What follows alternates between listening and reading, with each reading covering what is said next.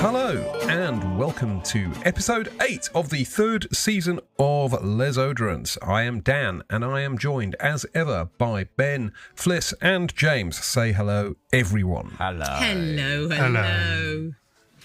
Hello. Right, this is our Christmas episode. Yay! So it's all going to be, yay, it's all going to be very Christmassy and upbeat. By the way, I do need... I was going to do that. I was going to go...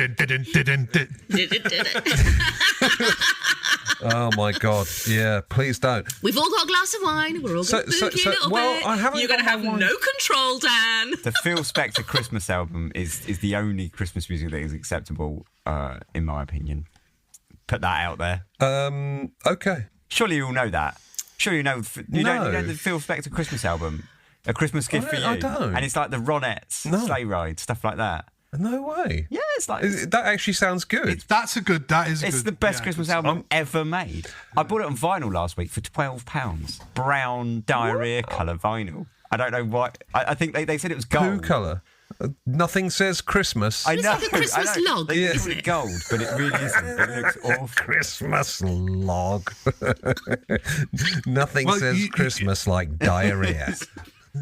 Well, speaking of Brown and Christmas, the James Brown Funky Christmas is like the best Christmas album. Is that really true? Well, so I need to test It's not actually, but it's James Brown. He's got no control. Everyone shush. Everyone shush, yeah. Let him talk. You wait, the flood of comments so that agree with me about this Phil Spector album will be inundated. It's not shush, is it, Ben? Sorry, carry on. So I need to test this because I'd mentioned this to a friend yesterday and he looked at me and he said, "You're fucking weird, mate." And my thing is this. I like to sing Christmas songs to my dog, but I replaced the word Chris in Christmas with dog. So you have like Rocking Around the Dogmas Tree and We Wish You a Merry Dogmas, etc. And I thought this was perfectly normal, but my mate says it's not. So what do you reckon? I think it shows the soft underbelly belly of your sweetheart. No. Which we never thought you Cut had. this out. Yeah. Cut this out, you... It's going to ruin your reputation. No, we wish you a Merry Dogmas. It's fucking obvious, lads. It doesn't mean I'm soft. It just means I like my dog. It does mean you're soft. Fucking We're moving down south next. Well, Eddie, no chance. Eddie likes it. He likes it a lot. I'm not sure whether he really appreciates the exchange of like Chris for dog in the songs, but he likes the singing, so fuck it.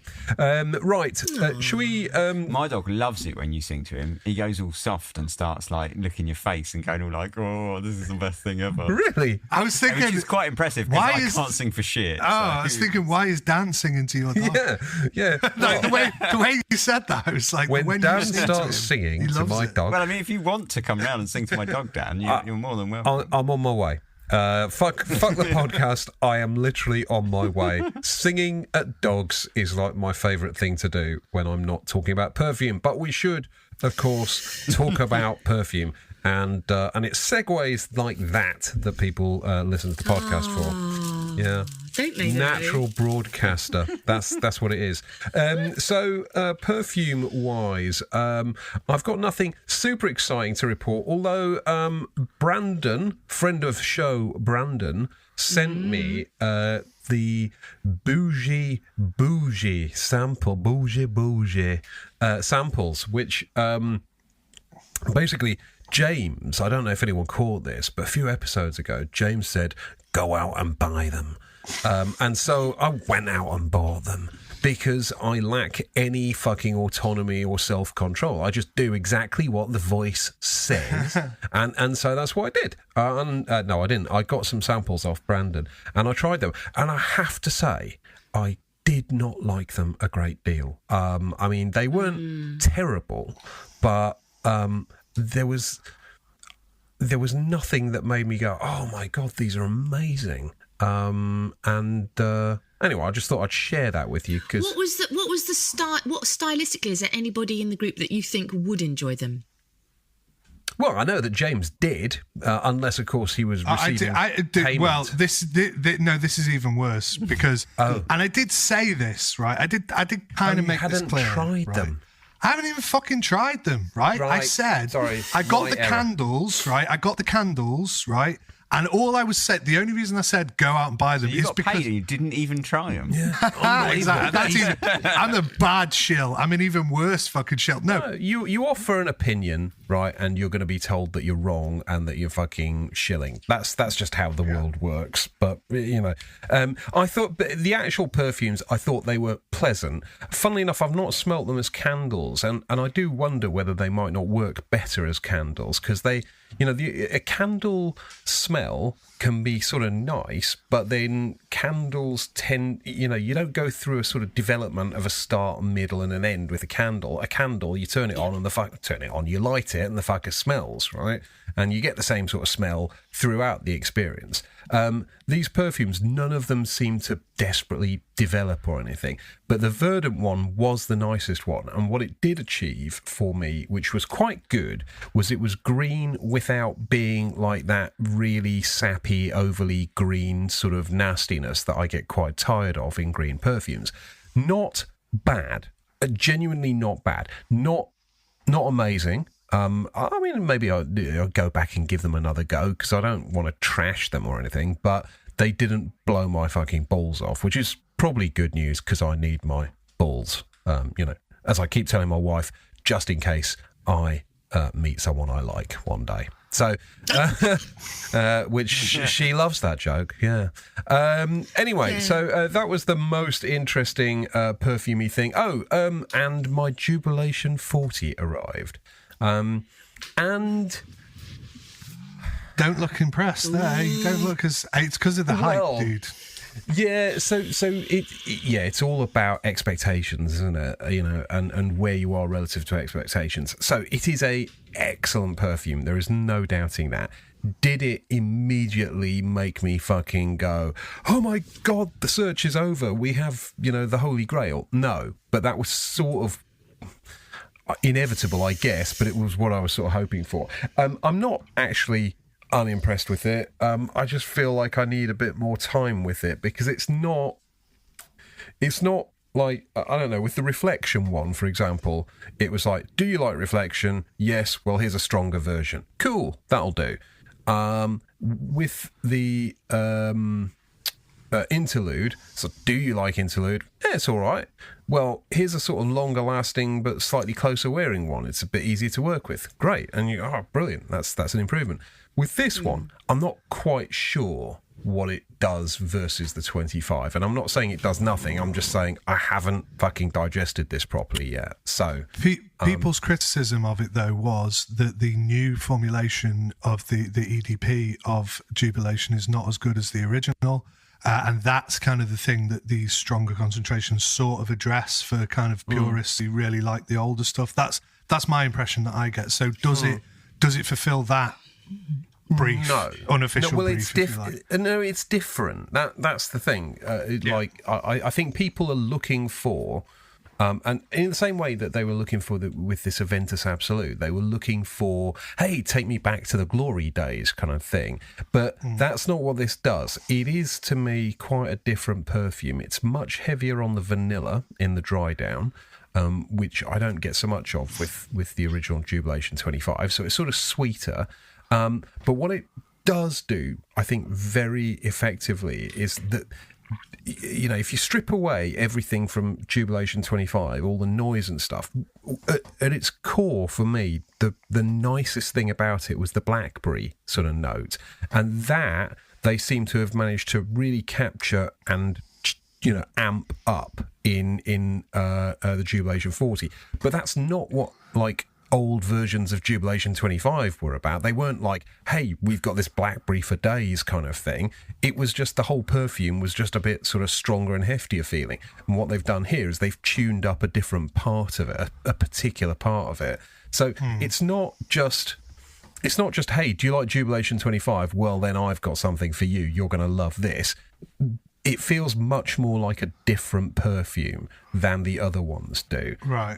And that's why I need a bit more time on that. So I'm not going to include it in any lists or anything, I think, for this year just yet. I'm going to fucking wear it a few more times before I sort of, am absolutely definitive. Yeah, in light of recent stuff that I may have sold somewhere, people are paying stupid amounts for all things, and I've got an original plastic cap bottle of Jubilation 25, which is probably about half full maybe, and I love it. It's like one of my favourite perfumes. I probably wouldn't sell it, but if I stuck it on there for like $1,000 or something, and some daft fucker Someone would bought probably it, buy it. then like I'd be like, okay, maybe I'll just buy that new one. How much is that new one?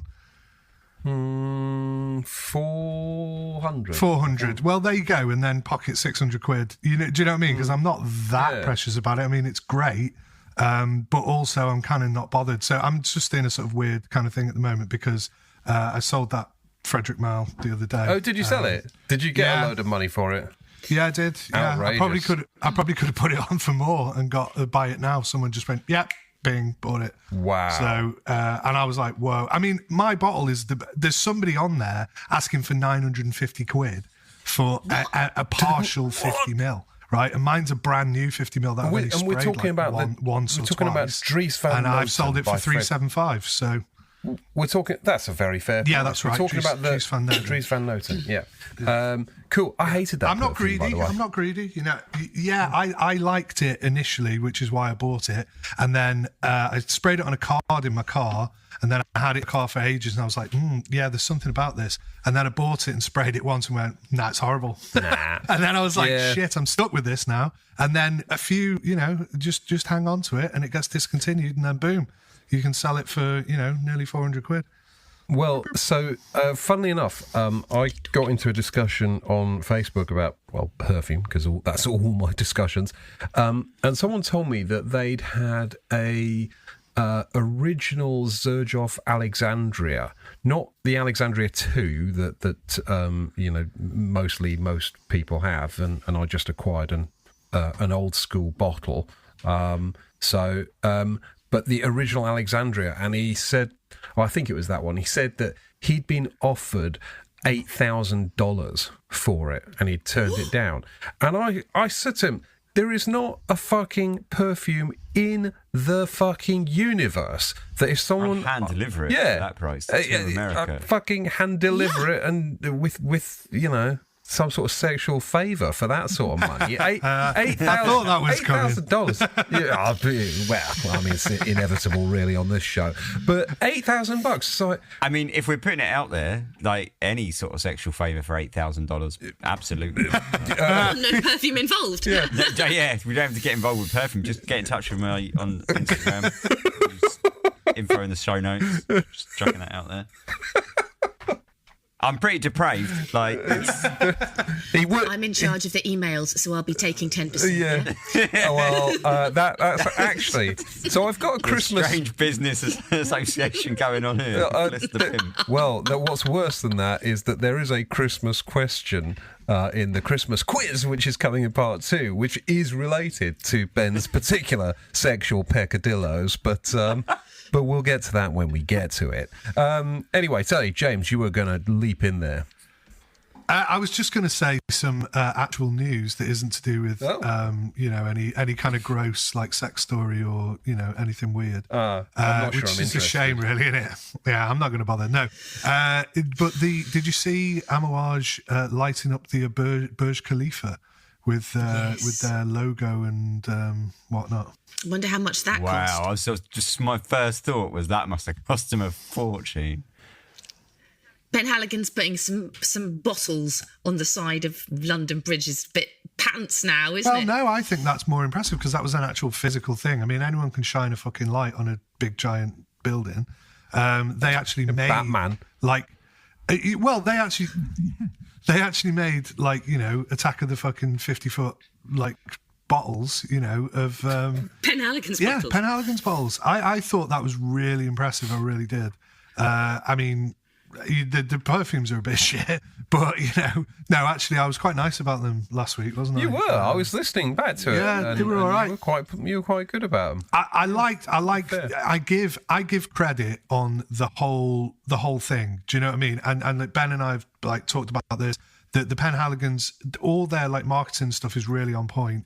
And I don't blame people for buying into that and being like, I want this cool like thing. And I think kind of good for them for sort of keeping, flying the flag and keeping things going. But the perfumes themselves, yeah, I mean, they're sort of, again, like top loaded. And I think there's possibly one in the full 14, but there's only really one that's particularly like dense and long lasting. The others are kind of quite fleeting.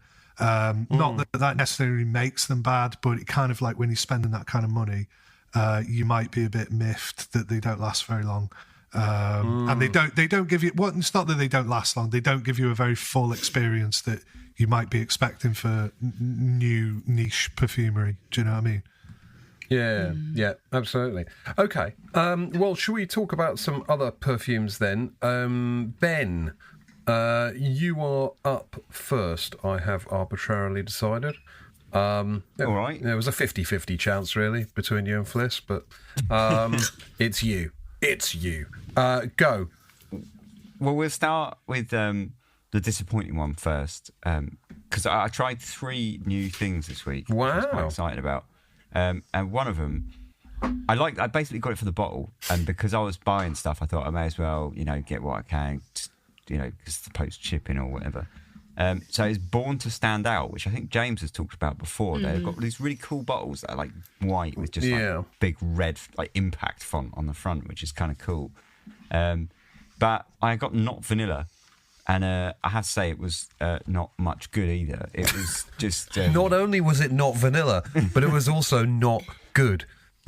Yeah, it was just well, it has this like nice kind of like watery juniper note that sort of sticks out in the middle, and I like that because I quite like juniper, but it's quite watery and sort of fluid. It didn't really like stick out, or juniper sometimes can be quite spiky, can't it? And it's sort of stand out. It's quite robust. So you're saying that they're Born to Stand Out didn't stand out? It didn't. No. It's quite. It was it was a bit wet, and then that sort of like dank, like watery juniper note sort of flows into this like bottom, which is a sort of sloppy, like sweet thing, which they called it praline, and I think that's what you're kind of mainly smelling down the bottom. But it's like this sort of slightly woody, slightly chocolatey, slightly vanilla sort of tonka thing, and it just didn't impress me at all. Because you're not selling it. No, because one or the other, if in a way. Like the juniper, if you'd have done something interesting with that, could have been something. Or the sort of praline note on the bottom could have been something. But together, you end up with this kind of like sloppy Joe on the bottom. It's just not Joe. very nice. This kind of wet, dank smelling juniper note sort of mixed in with a kind of creamy, sweet dessert kind of almost like gourmand thing, and it doesn't work for me. I'm just wondering about that, actually. I mean, there's also a sort of fruity element to it, which sort of comes from the juniper. I'm wondering whether that actually might work for me, because I'm having a bit of a vanilla resurgence. I will happily send it to you. I quite enjoy juniper, so maybe. Yeah, I mean, I do as well, though, and I mean, I'll send it to you, and you go wild on it. But I wasn't impressed. Wild, I doubt, but good. Yeah. Okay, well, that was not a ringing endorsement for a vanilla. But much more exciting and definitely wild. Tiger, Zoologist Tiger. Ooh, is this a new thing? Really good. It's really look good. how excited he is. That's the vetiver one, isn't it? It's vetiver, and guess what else it is? Fliss? Go on. Curry. It begins with a K. Cardamom. It begins with a kicking K. Oh. Cumin. Cardamom. Oh, They both begin with Kumquat. Kumquat. Don't they? Yes. Kumquat. It's kumquat. Oh, there's a kumquat. Say it again. It's not kumquat. If you'd said kumquat at me, I'd have understood more. And it's kumquat, and it's really strong kumquat note. The kumquat is strong. Strong, It is. stinky maybe. kumquat. And it is a persistent kumquat note that lasts. Persistently kumquat. It is. So strong. So strong. This is really fucked up. also- Really fucked up. This is like No, so weird. I genuinely think you'd actually like it though, Fliss, because it's got like a really strong like incense note and wood and vetiver, and like zoologist. I'm really pushing through here, aren't I? Trying to keep this on track. You're doing well. yeah, you are. Try. You keep going, my friend. You're doing well. You know, Yeah, you do it. I'll stop being naughty. Zoologists. They have this kind of like, everything's an animal. It's quite high concept, isn't it? Like, Yeah. But they quite often miss. I feel like sometimes you smell it and you go, oh, "That's not. I don't really get it." But this, I totally get it. Really? I 100% get it. It's Who's the really well perfumer? executed. Do you know what? I don't know. Really? Now, Brandon was wearing that at the Sentiest Awards, but he was also he'd layered it with sycamore. So I wasn't sure if I was smelling the sycamore or the tiger on him, but he made me smell his neck and he said, "What do you think I'm wearing?" And then he revealed the layer. But yeah, it would be interesting to smell it without the sycamore. I'm too, I surprised you could layer it. It was a challenge. Must be a challenge to layer because it's not a simple perfume in many respects. It's Cristiano, who was it? Canali. Yes. Who did for Asman? Did for Asman 2 minutes after the kiss. Now, that's actually quite a decent perfume, and Asman have done a bunch of work with, I think, Prin Lomros. Is that how you pronounce it? So I can sort of see the connection there. Notice he's done a Mask Milano as well, and I can see the connection there, the connection there as well. Oh, and all the Rubinis. He's the guy. was going to say he's Rubinis. and Brookus and Cellier really rates him. Also did this B. Yeah, which I didn't B. like so much. Was that the honey one? Predictably enough, yeah. I didn't like Sort that either. A bit cloying and over the top for me. It's quite full on. But no, this really good, really impressed. It has this like kind of strong woody incense, and the vetiver is definitely like an arid grass. Like so some you get like the rooty vetivers, don't you? And sometimes you get the very grassy. This is definitely a very grassy, but very dry, grassy, textural kind of vetiver.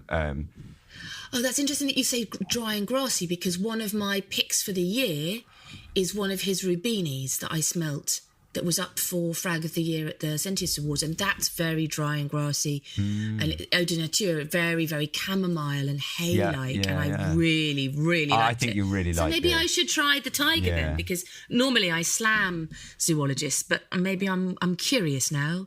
My interest is piqued. It's still not super easy to wear, like a lot of zoologists. It's very, like, say, like the that high concept thing sort of creates like it's great to smell, but I'm not sure. But it's great. I really liked it. I was really impressed. And I'm not, I love zoologists as a brand, but sometimes sort of hate them as well. So I'm not just like blindly. I'm in the same boat. I love the fact that they do what they do and they're out there.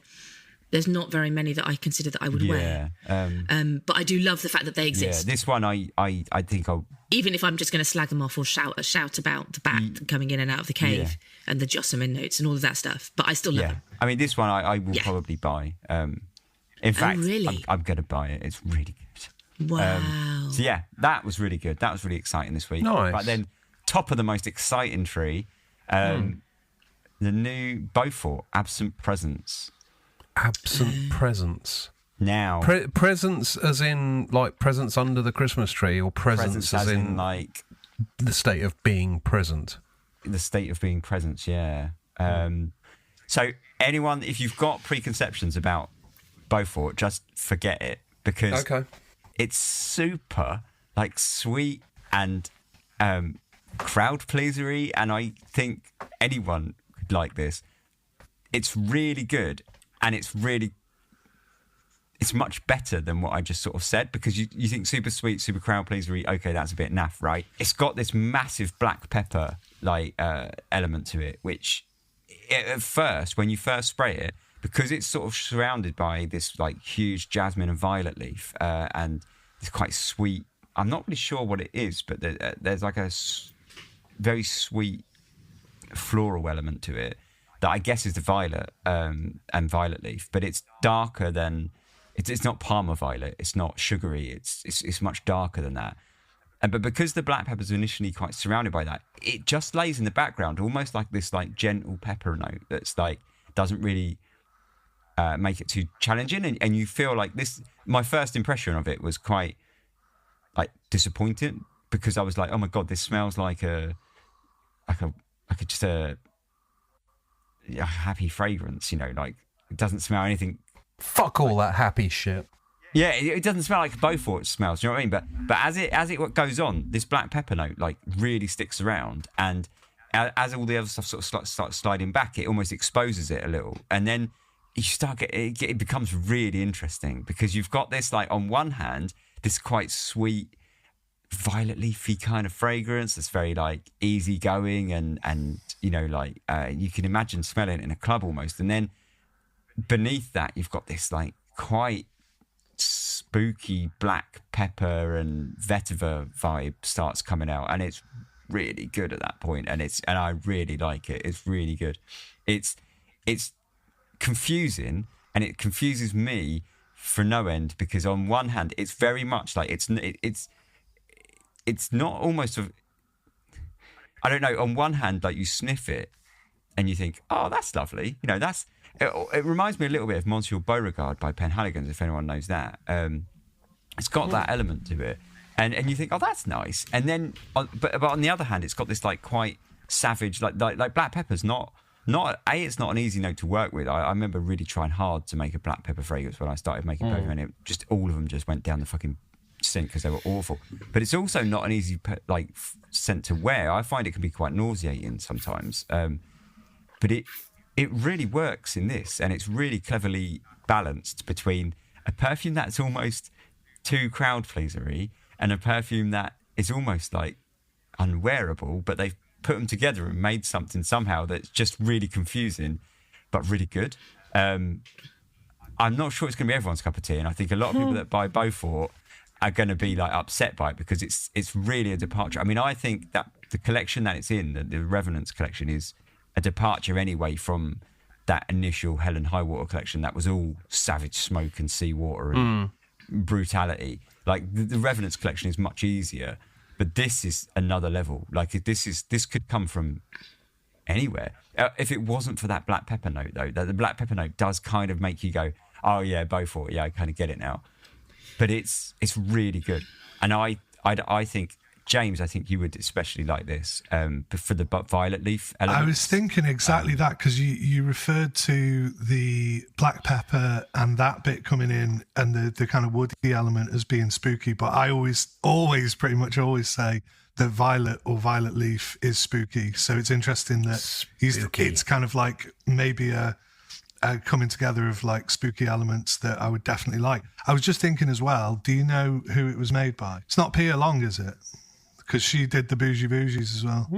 In fact, she apparently, I don't know, but I don't think they stated those original ones like it doesn't say. Tonnerre and all those kind of ones, never said. And then she did one that was about the Hawksmoor Church, whichever one that was. Do you remember that one? Yeah. Terror and Magnificence. Terror and Magnificence, yeah. She did that one.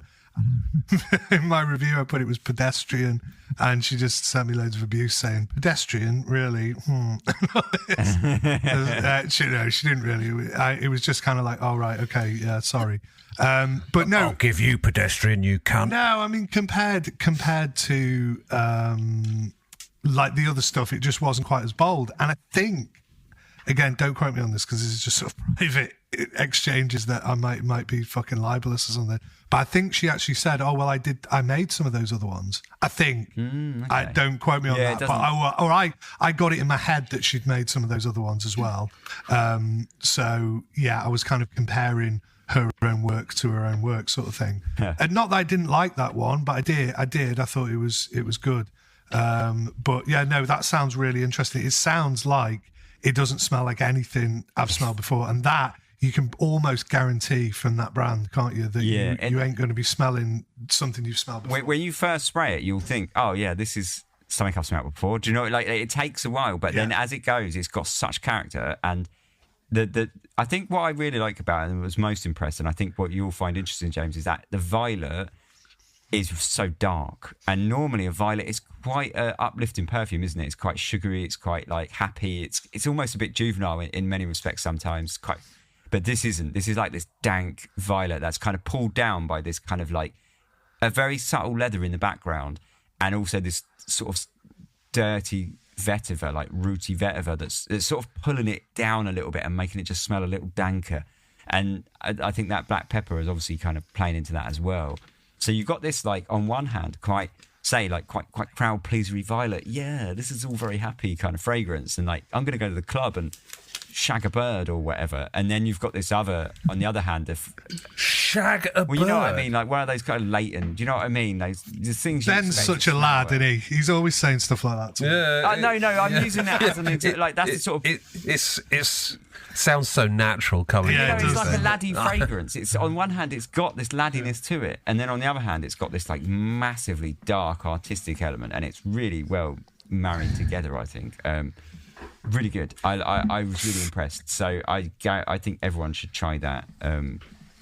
Really impressed. James specifically, I think you'll like it. But cool. Dan, I'm going to try it. I can maybe the pepper might fuck you off, Dan, but I'd still recommend you give it a go. I'd certainly give it a try. Yes, I think you'll hate it. I mean, if it's, I think so. I would. I think so. Is it why? Is it just a bit ladsy? The ladsy side of it might fuck you off and make you feel it's a bit tacky, and I think like the dankness of it might as well. I don't do tacky, Dan. I don't do tacky. Danny. Yeah, I think maybe the dankness might. I don't know. I like a bit of dank. But oh yeah, Snoop Dogg. Yeah, I think James, you might like it. You might not. You might hate it. But yeah, cool. So they're the three things I tried. One, really crap. Two, really exciting and have like good shit. It's nice to sort of end the year on a positive there. A couple of nice ones. Good. I look forward to trying them. Fliss, you are up. Tell us something exciting about perfume this week. Guess what I'm smelling right now on a strip? Is it Dentel Occur? Yes, it is. Really? So my lovely friend Ksenia went to Harrods 6th floor, and she got me some Dental Occur on a strip because they wouldn't send it to me. What? Why do I, whenever you talk about this now, I always feel like it's like some sort of heist. Like she didn't just go to the 6th floor and got it. She like smuggled it out in her bag. She did. Well, because she went with some strips of her own, I believe, and she took along this little Baco foil zipper lock bag to put them in. So they don't and apparently the dry out. lady saw her putting them in the bag, and her eyes rolled, and she went, "We do have them, madam," or some such, and she gave her a proper like little Henry Jacques smelling strip bag. And I thought to myself, thank you very much, Ksenia, for doing that. That's an amazing, friendly act of friendship and love. But if you've got those behind the counter, Henry Jacques, why can't you just put an address on it and post it to me? Can't afford a stamp. Fucking sorry. So that was like, I mean, it was. I'm so grateful that I'm getting to smell this again before Christmas, and I was really kind of almost helping. Is it still as good as you remember? Well, yeah. I mean, especially considering it spent 24 hours in the post. I mean, it's phenomenal, and there's a very mushroomy, cheesy quality to it, which I know sounds not good. That sounds terrible. But it just... a mushroomy, cheesy quality to my perfume. But there's something when you do... I mean, if you'd said to your omelette, then I'd go, oh, right, yeah, mushroom and cheese omelette, yeah. Perfume, not so sure. But you see, what both mushrooms and cheeses contain, especially blue cheese, is glutamates. And when people talk about monosodium glutamate as an additive to food, it's something that gives the yum factor. Tomatoes also contain a lot of glutamates, particularly when they're sun-dried.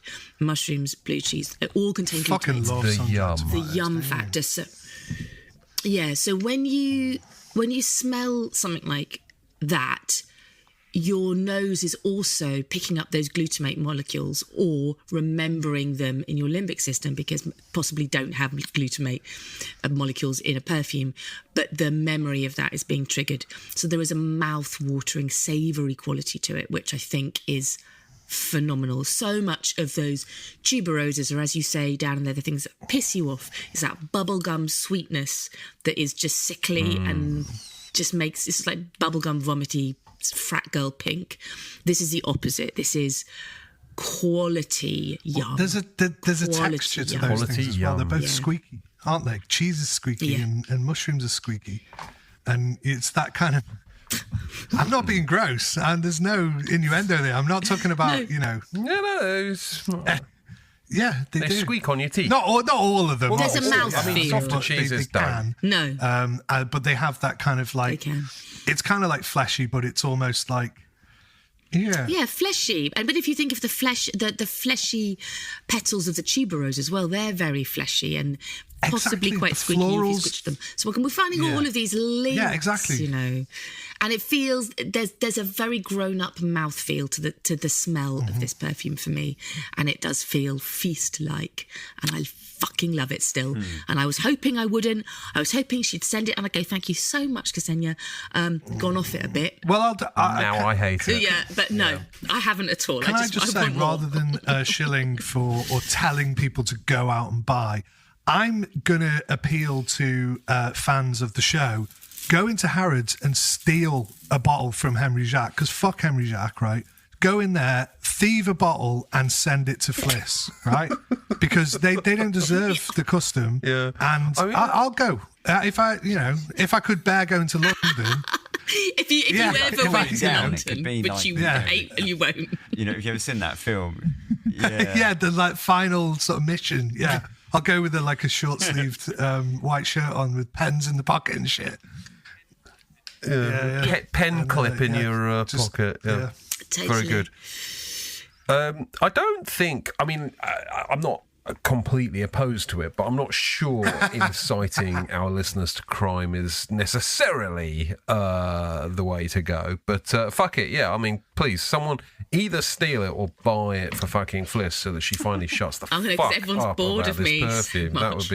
That would be great. Okay, apart from your amazing Dentel Eau Coeur, and that's another quiz question ruined. But apart from that, any other exciting perfume news this week?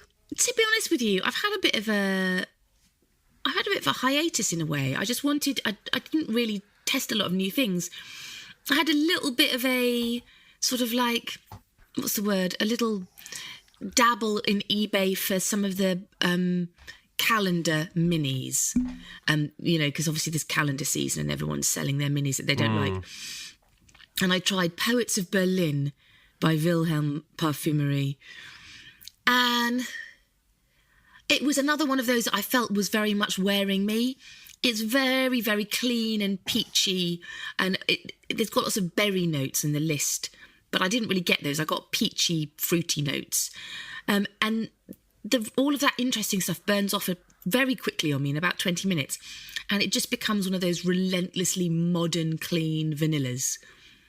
Really clean vanillas. No tonka, no dust to it at all, but just relentlessly clean, and obviously a people pleaser, and it had a very modern feel, but I had like 2 sprays and I had to wash it off, and I sold my bottle quite quickly.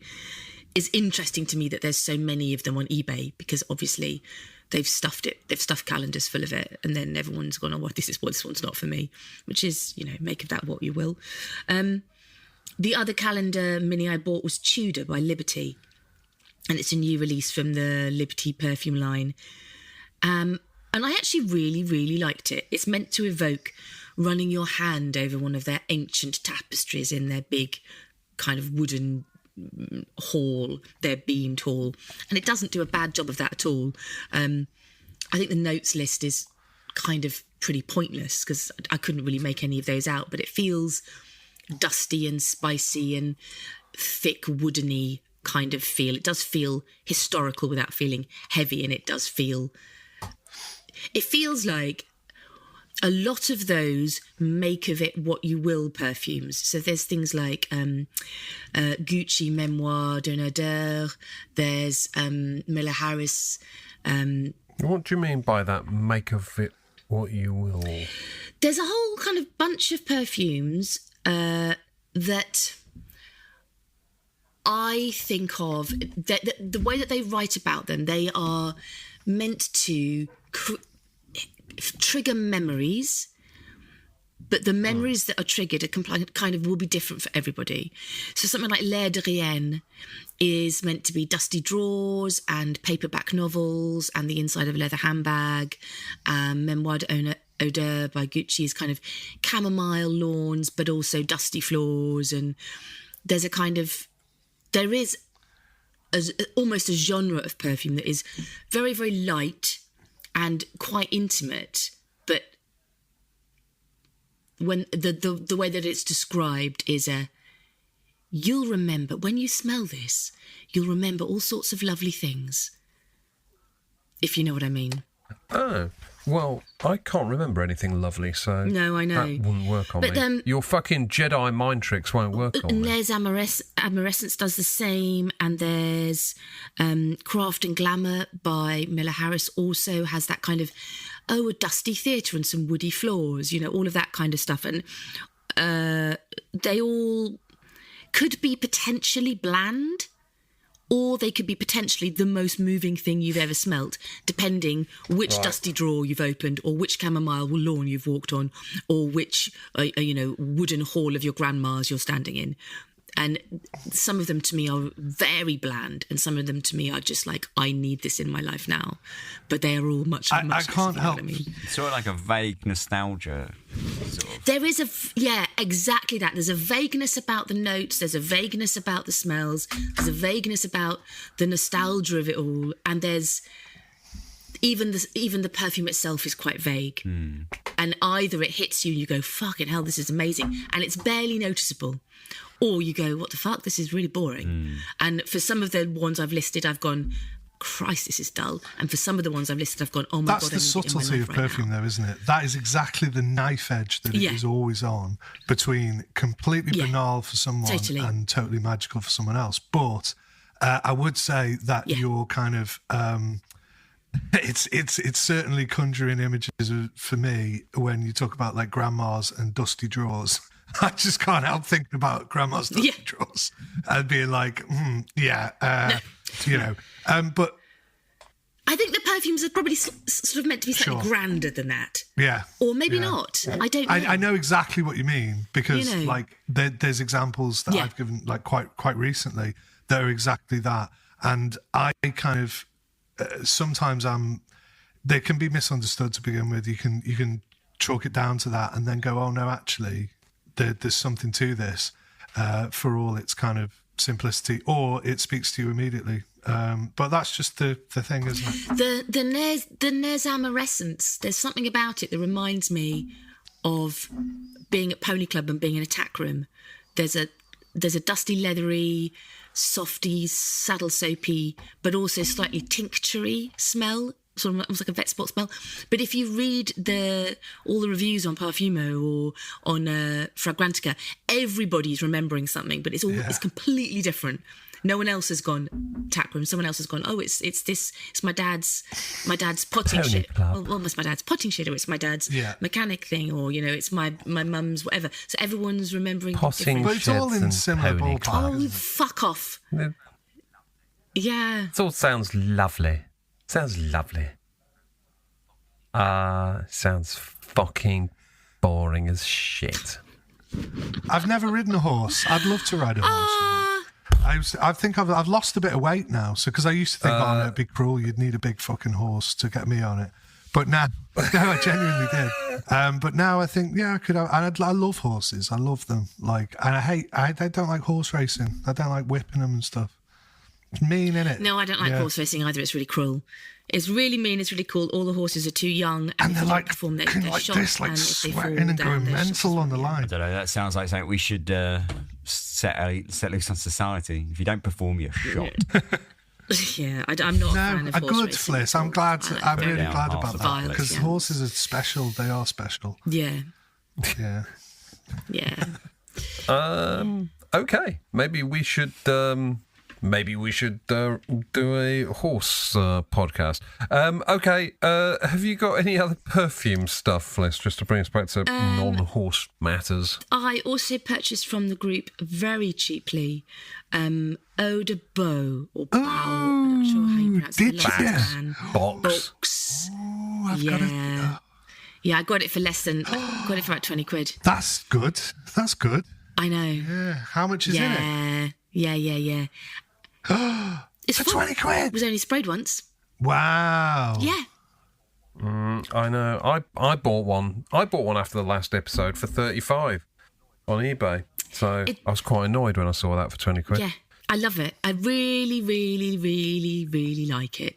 So soft great. and spicy and kind of the tonka. There's a lot of tonka in there for me, but it's not a sweet vanilla. It's just so classy. It reminds me of the initial burst of the spices remind me of the top of Casserelle pour homme in terms of that clean, spicy texture, and then the way that it dries down into this just soft tonka hay thing is just Isn't it it's funny? really classy, and it reminds me a little bit of New by YSL. There's that airy quality to the frankincense and airy quality to the spices. Well, that reminds me of New. It's so which is- funny. What a coinky dink. I think we all have some kind of Oh, psychic really? kind of thing. But I will broach this in the full 14. But there's gonna. I didn't wear Eau de Beau, but I wore something very similar, and funnily enough, I evoked that. So yeah. Oh, let's do it. Sorry, the Eau de Beau conversation has just reminded me that following last week's episode, as well as buying Eau de Beau, I also bought a small bottle of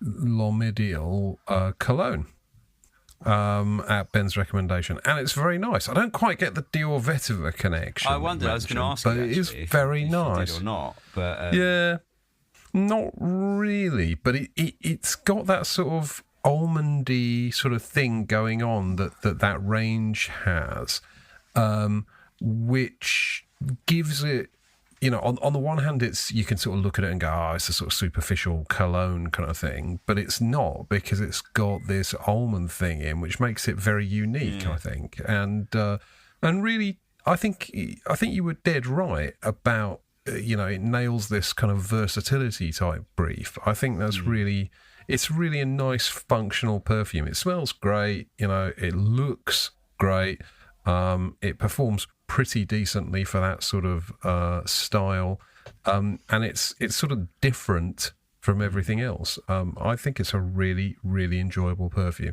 I think it's very difficult to argue it's the greatest Milan, but you know, I think we established that. But I do certainly understand your affection for that perfume, for sure. Whenever I know that I'm going to be cutting someone's hair, I always wear that, because it's like, you just know that it's not offensive and it smells pretty decent and it's quite classy, and that's going to work. It does. Smells really good. Yeah. Yeah, absolutely. Right, Fliss, are we done with your perfume? We're done. Okay, right, James, full 14. Let's wade through that. I tried to sort of redress the balance of not wearing some stuff some days, because I know you get annoyed, and I think there's 13. I do. Sorry, but anyway, okay. It's all right. We'll let it slide. It's the year end. Cool. So I'll be as quick as I ever am. Here we go. So I wore Penhaligon's Mr. Thompson, which I did briefly discuss in the last one, but I actually wore it to see what was going on because I got a sample of it. It was that one that I said was a bit like Dior Homme Parfum. It's not really. It kind of is. It's a good iris-ish sort of perfume. It has that nutty Valentino Romo type thing to it as well. But it is slightly different, if I'm being fair to it, to those as well. And yeah, it's pretty good. It's pretty good. And it's got a nice elephant cap on it. And if you were to buy that for 200 quid or whatever it is, I mean, you know, I wouldn't, but, you know, fine if you do. That's up to you. Others might. So anyway, yeah, so there's that. And it really isn't bad. I mean, if you're producing a perfume that smells on par with that, it you know, and you're not really aware of anything else, then fine, you're getting a good perfume for your money, so I'm not going to slag it off. Then I wore Robert Piguet Bois Noir, and I think I said to Fliss, hey, you'd love this, and I'm always going on about it, and if she hates it now, I'm just going to... I'll eat my Brian Johnson hat. Nice. So it's just a really, really, really, really good incense, really woody incense perfume that doesn't, it's not that Avignon, Mark Bailey trope thing of frankincense, but it is frankincense-y. It's kind of labdanum. It's woody, kind of dark, but a little tiny bit smoky, maybe kind of churchy incense, but really long-lasting, really full, rounded sort of experience. Not very Robert Piguet, to be honest, other than that it's good, but you know, it's a great perfume and well worth checking out if you're into incense.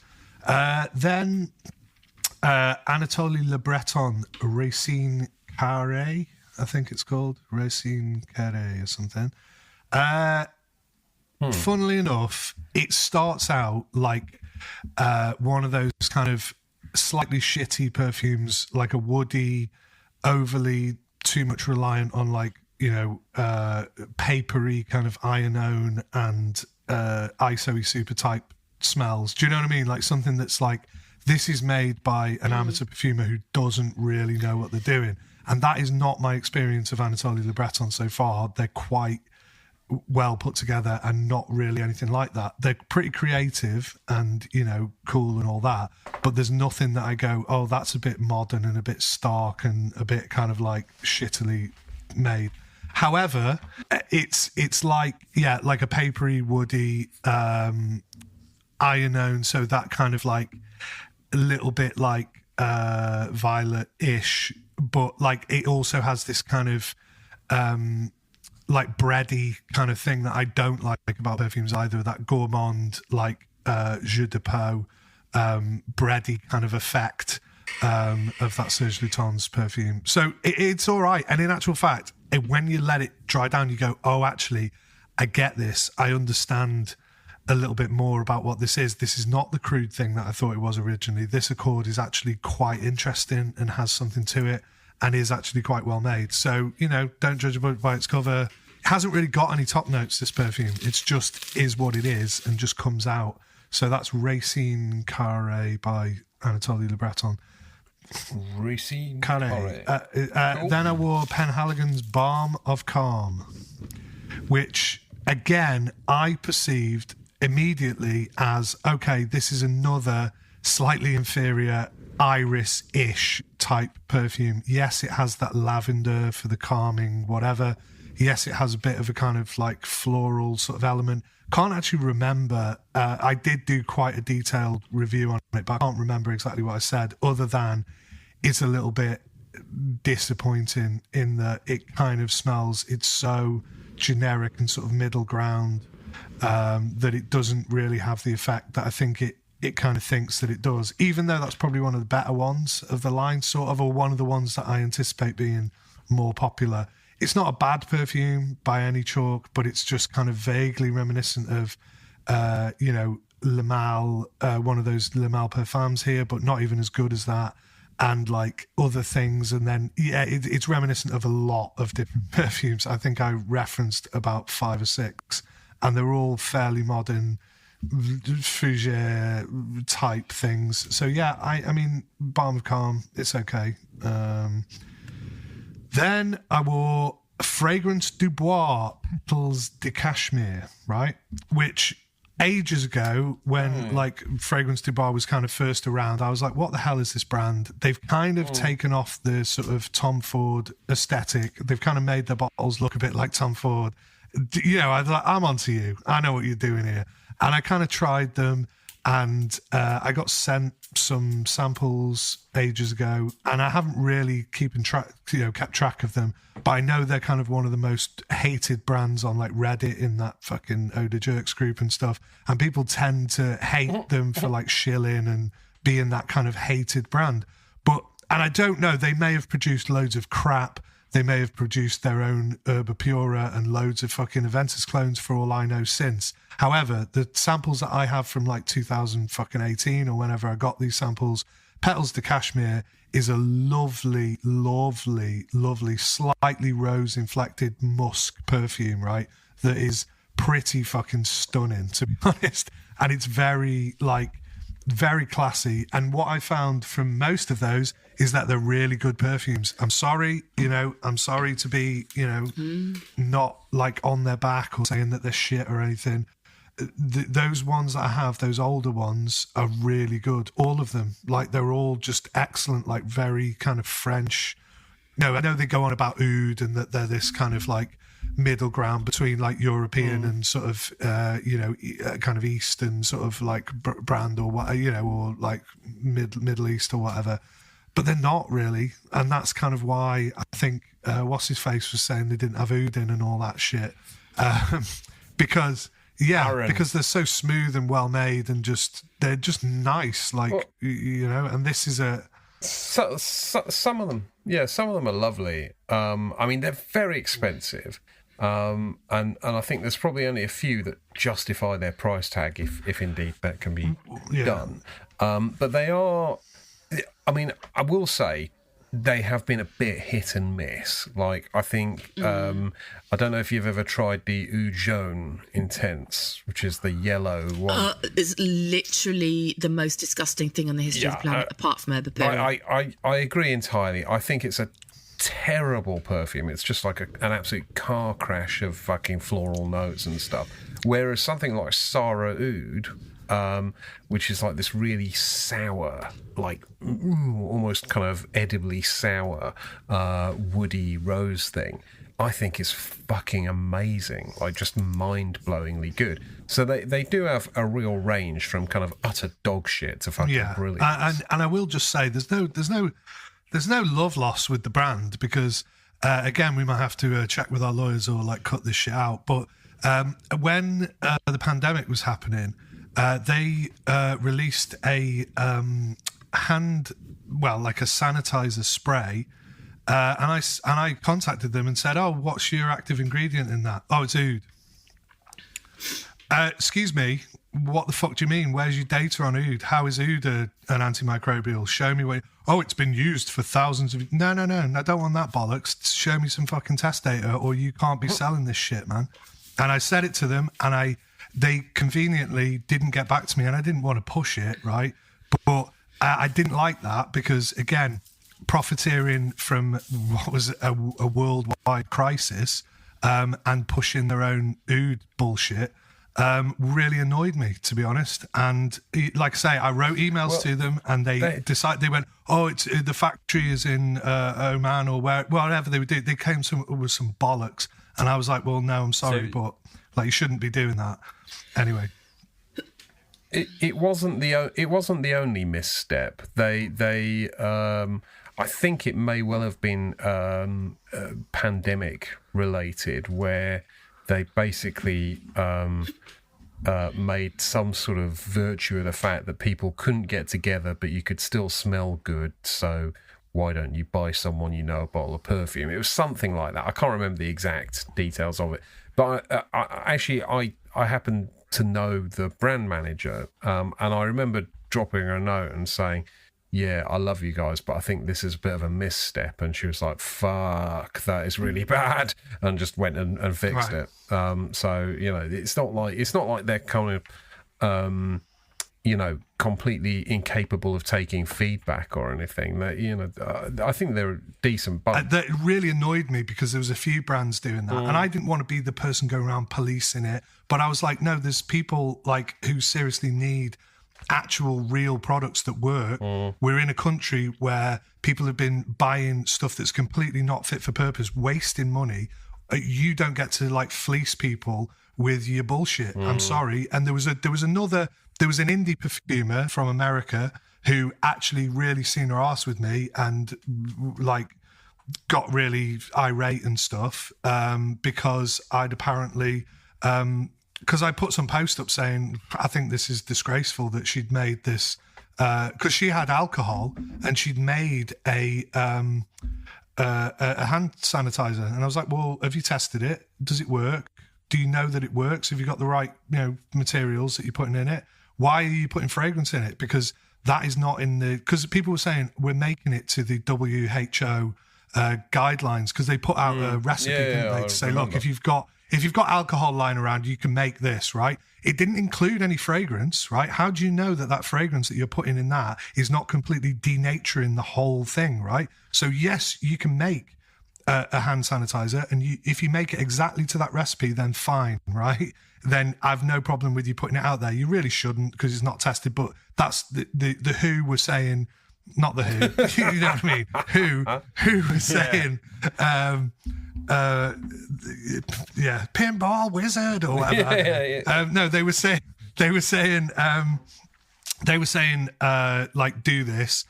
Don't be then, because they were going, oh yeah, well, we'll just put our drop of like oud or our little bit of perfume in it. No, that's not the recipe. Anyway, sorry for ranting about that. It's just came back to mind. No, it just fucking pissed me off though. Do you know what I mean? I either. Beaufort did one that I bought like immediately. I don't know if it works, but they charged it 15 quid, put it in a proper full-on Beaufort bottle and put all proceeds went to Mind, which is why I bought it. And again, if they'd said that, the proceeds go somewhere else, I'm like, good, because you're using your alcohol for good things. Was it fragranced? Do you remember? Yeah. It stinks of Via Army, so it's really strong. Yeah. I mean, but yeah, I mean, I literally bought it, A, because it was a Beaufort bottle, and B, because they said like all proceeds go to Mind, and I was like, okay, fine. Yeah. Like, you know, that's a good way to give money to charity. Well, right? It is, so. And the thing is, I wouldn't necessarily come down hard on some of that, but when they didn't, I mean, I never used it as hand sanitizer. In fact, I never used it. I just bought it really as a curiosity. Yeah. Well, for example, put it this way, that Sarah McCartney was wanting to do the same thing. By the way, she was going around hand delivering these for free to people, right? Because she had alcohol and she felt a responsibility to do it. So good for her. But I then said to her, I make a product, you can have it, right? And you go and like distribute it. And she said, oh no, thank you, that's very kind. It's not really her place. But she actually took the time because she cared about the actual rules of what you're supposed to do, and said, oh no, maybe I shouldn't be doing this, because she obviously thought she could help and stuff, and sought advice from an expert on the matter. So I spoke to her, and that's all any perfumer should do. Just go, all right, okay, I've got this alcohol that I want to use for good purpose. What can I do with it? So anyway, maybe don't include that bit. But anywho, then I wore a mint vibrant scent again because I fucking love that. And it was kind of similar to Petals de Cashmere in that it's a very, very woody, creamy musk perfume. I love that perfume. Don't know why. It's kind of nothing. And if anyone went, well, this is bullshit, I'd go, yeah, you're probably right. But, it's horses for courses and all that. Then I wore Les Abstraits des Cendres, right? And how's this for a shill? I was sent that bottle, not for any kind of review purposes, just because my friend who owns the brand very kindly out of nowhere just sent me that, right? I tried the first two, and I'll be honest, I mean, they're good. They're excellent perfumes, right? But they didn't set the world alight. I know Fliss really likes the Iris one, the Oris one. And the first one is just kind of, is a grower, right? It's kind of confusing at first. You're like, is this really anything special? Yeah, maybe it is, maybe it's not. They were like, they didn't really blow my skirt up, right? And then Descendres came around, and I would have bought this anyway. So any talk of because you got it for free, no, I did. I think it's one of the best perfumes. I know you did, and I think it's one of the best perfumes of the last 10 years, easily. Right? That good. There is that good. Yeah. There's not. What can I think of that's better than that? Right? I can't think of anything that's better Sauvage, than that. Right? Sauvage Elixir. No. I'm no chance. No, it's no. Chance. I'm kidding. It's a really good perfume. I actually wore that the other day. I really enjoyed that. I was making my best list of the year, and that was definitely on it. It's massive. It's full of depth. It's amazing, right? Amazing perfume. Anyway, then on the next day, I didn't wear anything because I was just like, I've had quite a indulgent few days of wearing things that I really like, and I'm not going to wear anything. Then I wore Celine La Peau Nu. It's lovely. I thought it was really nice. Oh, here we go. Oh. Oh, you got your little Celine sample set. Yeah, I got 2 of those, and my mum nicked one. Yeah. So I said to her, do you want to try one of these? Meaning, do you want to just try one of the... And she went, oh, can I have this for Christmas? Is this my Christmas present? I was like, no, I fucking want 2 of these. And I was like, yeah, okay. I've already. You always buy 2, don't you? When you're getting samples and stuff. I used to always, yeah, but it's not so much anymore because a lot of them I don't. But yeah, you're right. I did always used to buy duplicates of everything just in case, and then I'd keep some behind and then try them years later. After not having bought the bottle, it being discontinued, and then going, I've still got a sample of this. Fat lot of fucking good it is now. But anyway, so all of these, I mean, okay, so we've got La Peur Nu. Remind me of what it's like. So it was a very sort of nice, gentle skin sort of thing. It's really, really pretty and elegant. It's quite feminine, I thought, but I came very close to buying that in the shop. It's gorgeous, right? It's basically gorgeous. It's that lovely, powdery Chanel-esque. It's a little bit like La Posa, that one, and it is pretty stunning, right? To be honest, and I really, loved it, but also kind of nondescript and just sort of, same with all of these Celines, to be honest. They're doing something here, which is they're on par with your, Hermes and Chanel and all that sort of stuff, definitely, without really setting the world alight particularly. But they are, because they're doing something consistently across the board that is good and just creative enough. They're just delivering good perfumery, right? And that is what I got from that lovely, lovely kind of irisy sort of vibes, beautiful perfume. Then I wore Eau Sauvage because I always wear that when I'm just don't know what to do, and it's incredible. Then I wore Celine Black Tie. Love it. I love it. Yeah, I think it's superb. Hold your horses. Did I wear black tie? Sorry, I don't know if I did. Hang on. It's the sort of 4 square vanilla one. Really nice. Does have a little bit of, and again, you'll be like, oh, you fucking Philistine, why are you evoking this perfume that's shit and nothing like this and etc. Shut up, right? Because it has the little bit of the accord of Tobacco Vanille, right? That little Spector of Tobacco Vanille is lingering. It's well better than Tobacco Vanille. It's well more subtle. It's lovely, and it does have that kind of Oris quality. But there is a little bit of that to it. But it's a lovely kind of slightly dirty amber vanilla Oris thing. Little clump of moss in there as well in the opening. I have written about all this, so let's just let's move on. So the one that I thought was Eau de Beau is not Eau de Beau. That must be Dans Paris. That one I do not know. Well, I will tell you now that it is this one that is basically right, and take it from the fucking arbiter. And I hate being reductive and saying, oh, this smells like this or whatever, but it does. And yet, this is like a slightly, only very, very slightly smoother, slightly more smoothened out, maybe a little bit more Oris version of Eau de Beau. Eau de Beau's better. Eau de Beau is better than the Celine, right? As far as I'm concerned, it's slightly more ballsy and whatever. But I made the point that if you're buying a Celine perfume and you're not aware of Eau de Beau, and all it speaks to is how good L'Occitane are, right? Yeah. All this says is that L'Occitane created an amazing perfume in Eau de Beau, which I love and wear quite often. And I love when winter comes around, I always wear Eau de Beau and I'm really happy with it. So I'm not slagging Celine off, and I'm not suggesting that, oh, this is a straight up clone or that they consciously knew that they were making that. But just for your information, as Fliss said, you can get that for 20 quid, whereas you might be paying 200 and something for the Celine. Just a point that, needs to be made. Usually I would probably say, yeah, don't go out and buy the Montal or the fucking Mancera that smells like the Celine. Go and get the Celine. But in this instance, it's L'Occitane. And L'Occitane have done nothing. Well, exactly. They've done nothing but good in the world of perfumery. Agreed. And, bath products and stuff. So I'm willing to support them. And it's just a lovely, spicy... Do you know what? This is less of that. So the Celine is a little bit more...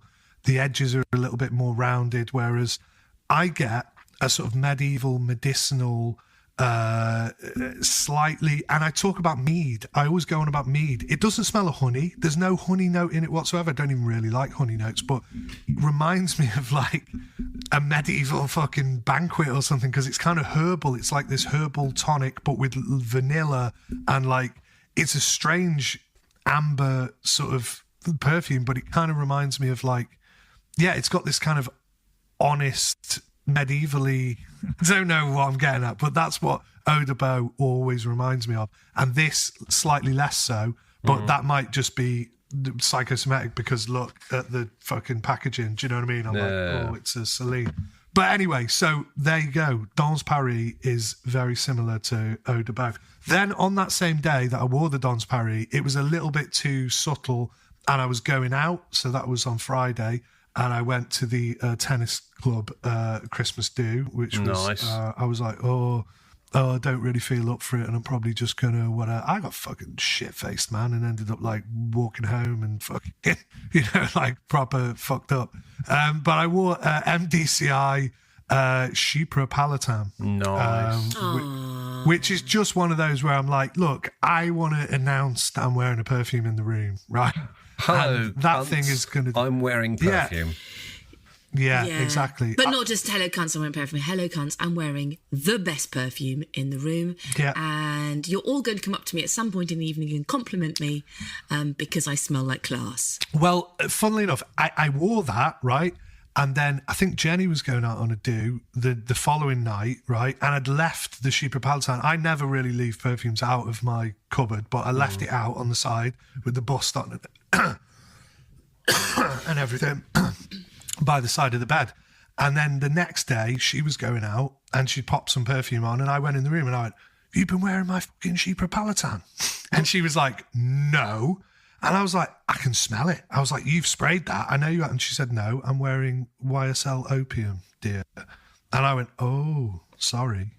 And wow. The scent in the air was very similar. And I can't, it's not that I've never made that association before, but I kind of, I see like the Chypre Palatine's a bit more, less sort of stuffy and heavy, I would say, even though it's got all that stuff. It's got that kind of mandarin-y sort of like brightness and that powdery sort of thing. And I could smell that in the air and it smelled like she was wearing Chypre Palatine.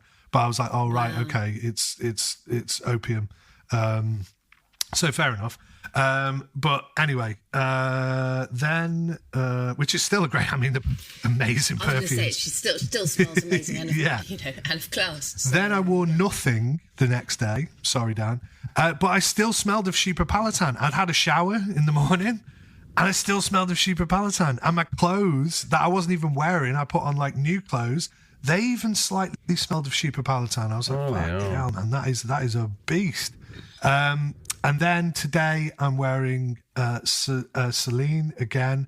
This is called Saint-Germain des Prés. And it's all of these, right? Slightly diluting because my love of Celine, not that I don't love Celine, right? I think it's a great brand, and I think across the board, having tried them all, they're all really good, right? But there is a slight dilution of it because I think I've tried some of the ones that I really fancied trying first and that I kind of knew were a bit more unique. So again, I don't like people saying more unique. You can't have gradations of uniqueness, but you know what I mean. So like basically, that's a pet peeve of mine and I'm doing it myself. No, I know what you mean. Yeah, but like the Reptile is one that I maybe will talk about at some point that I haven't even worn yet, but I think is probably one of the ones that you go, yeah, I don't really know of much that smells like that, but maybe that's just me not being worldly wise enough. And some of the other ones, like Nightclubbing is probably the best one, just because it nothing really smells like that. It's got that like cigarette thing. So just basically, I haven't really spoken about this one that I'm wearing today because it's slightly, it smells of Petitgram. Really, really strong of Petitgram in the opening to the point of like, yeah, that's nice. And then it just kind of dies down. And then you're like, what much else is there here? And then I detect a kind of vetiver, but a kind of classy, almost like Chanel type, like vetiver thing. And then it just sort of dies a bit of a death. And I'm like, what is going on? But having said that, it goes down to this really soft, beautiful iris thing that is so subtle. It's almost like Bois d'Argent. It's in that ballpark of things. So all they're doing is that vanilla iris thing over and over again. But they've embedded it into a perfume that you would think was just some kind of fleeting cologne that you go, oh, the top notes are Petitgram. Okay, that's really green and weirdly sort of vibrant and strange in the opening and everything. And then it has this like hand cream vetiver thing that I don't normally like again. And then it descends into iris. So in actual fact, the transitions on a lot of these Celines are that sort of trajectory of, yeah, you get a few little twinkles of like top notes and then it just descends into really gorgeous stuff that everyone will like. You can't help but not like them. And they're so classy and they're so well made and they're so like, did Olivier Polge make these? I think he did. And he's a fucking great perfumer and they're just solid. And I really like the Celines. I think they're really good. But I'm saying my love of them is slightly diluted because I think I tried the really standout ones first and then I've kind of trickled down to the ones that I'm a bit like, yeah, they're pleasant, or this smells a bit like this, or whatever. And that has kind of slightly tainted. If they could maybe make it slightly more concise line, or they could try and do more, but then they wouldn't be what they are, which is essentially this new, I know they've been around for a long time, but this new to kind of this kind of perfumery brand that are in the space and they are equally as good as an Hermes, a Chanel, certainly Dior. I mean, they've kind of daddy's hat's fallen off, hasn't it, with those? But like, basically, I think like, yeah, they're really good, basically. Cool. All right. Are you up to date then? Is that all of them? That's it, yeah. That's Bloody hell. It's quite a lot.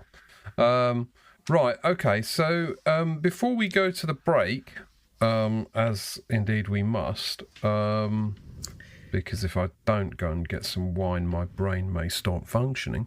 But before we go to the break, I know that there was some zoo-based news, Fliss. Yeah, I was just finding the Insta message post that Christophe Laudemel put up. Basically, he is putting the zoo on hold. And he says, please catch the zoo NYC before I cage it for many, many, many, many, many months. That's a lot of months. Catch it at one of our stores before it evaporates for a while. I need a proper life, NYC style and Harajuku style, after sleeping in my lab for 7 years. And I hope So what's that mean? He's all my not new doing tasks. any new ones, or he's just going to stop making the current ones? No, he's stopping production. He's stopping production completely. I had a quick chat with Brooke about it as well. And basically, he's stopping production. The stuff that's currently in store, obviously, will be sold, but there'll be no new stuff made. He's going to keep all of his formulas. So if he wants to start it again, obviously he can. But I think that he's just found the task of owning a indie perfumery a lot. Yeah. And he's got a lot of other plans that he wants to do, and he's got I think he's got some new things in the pipeline that if you follow him on Insta you'll see, and those new things in addition to running the zoo is just a lot, and he's putting the zoo on hold for the foreseeable future from what I understand. So yeah, Okay, that's a lot. I mean, we'll see.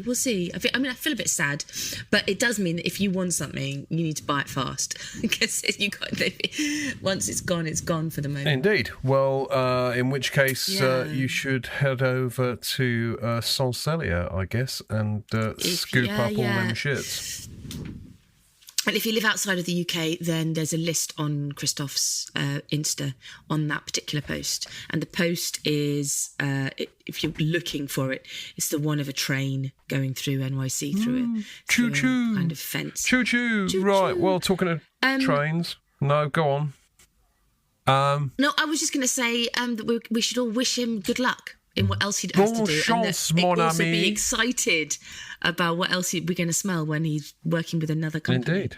Because he's a fucking genius rock and roll master as far as I'm concerned. Genius punk madman. Well, bon chance, Christophe. That's fantastic. Well, not fantastic, but I mean, it's significant, I guess, and we obviously all wish him well. Right, but on the subject of trains, it's not related to trains at all, but I feel we're coming into the platform that represents the fucking middle of the show, or probably somewhat past the middle, given we've been at this bullshit for like an hour and a half now. So let's go and take a short break whilst where I can grab some sort of alcohol, and then we can get on with our Christmas quiz and other Christmas related bullshit in part 2. I'm looking forward to it. I'm sure you are too. Stick with us.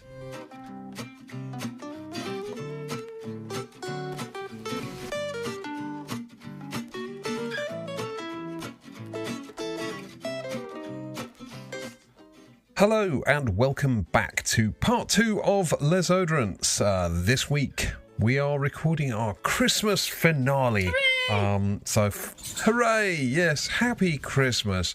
Maybe we should release this literally on Christmas Day, because I reckon everyone's top priority will be listen to 6 hours of us waffling on. What have Les Oderants got to say? Yeah, Escaping their family. Yeah. Are you going to do that all the way through, Fliss? She is. She's going to do it all the way through. Ben should just take that loop here and just stick it behind the whole fucking 3 podcast. hours of this fucking bullshit. Jesus. Good job you've got wine this half, Dan. Just when you thought the podcast could not get any more ridiculous. Right. So, I wanted to do a few sort of year in review type questions, and then I've got some very stupid quizzy type questions for you. And I wanted to sort of talk a little bit about your favourite perfumes of the year. And they don't have to be new releases, because I might ask that as a separate category, but just favourite new things that you've kind of discovered or even rediscovered. You know, who gives a shit? It's not that big a deal, but I guess things of note from this year. And I don't know. I'll go first and just throw a handful out there, because I've had, from a perfume point of view, pretty decent year. Although I'll be honest, on a personal level, it's been a pretty tough year this year. So, but perfume wise, Bodicea Harmonious was a surprise for me. A lot of Bodicea is a lot of bullshit. and but Harmonious for me stood out. It's a sort of Dior Homme sort of style thing. I absolutely love it. It's fantastic. There was an Henri Jacques, which, yeah, blah, blah, who cares about nick it. Nick it. Nick it. It's called Musk Oil Black. And I couldn't even tell you what it smells like. It just smells really fucking good. One of my favourites of the year, though, I have to say, and I'm indebted to James for this, has been Santa Maria Novella Melograno. I just fucking love that perfume, and I've been we bought some of the hand soap. The hand soap is really strong as well. So been basically my hands have been smelling of that for the last week or so, which has been superb.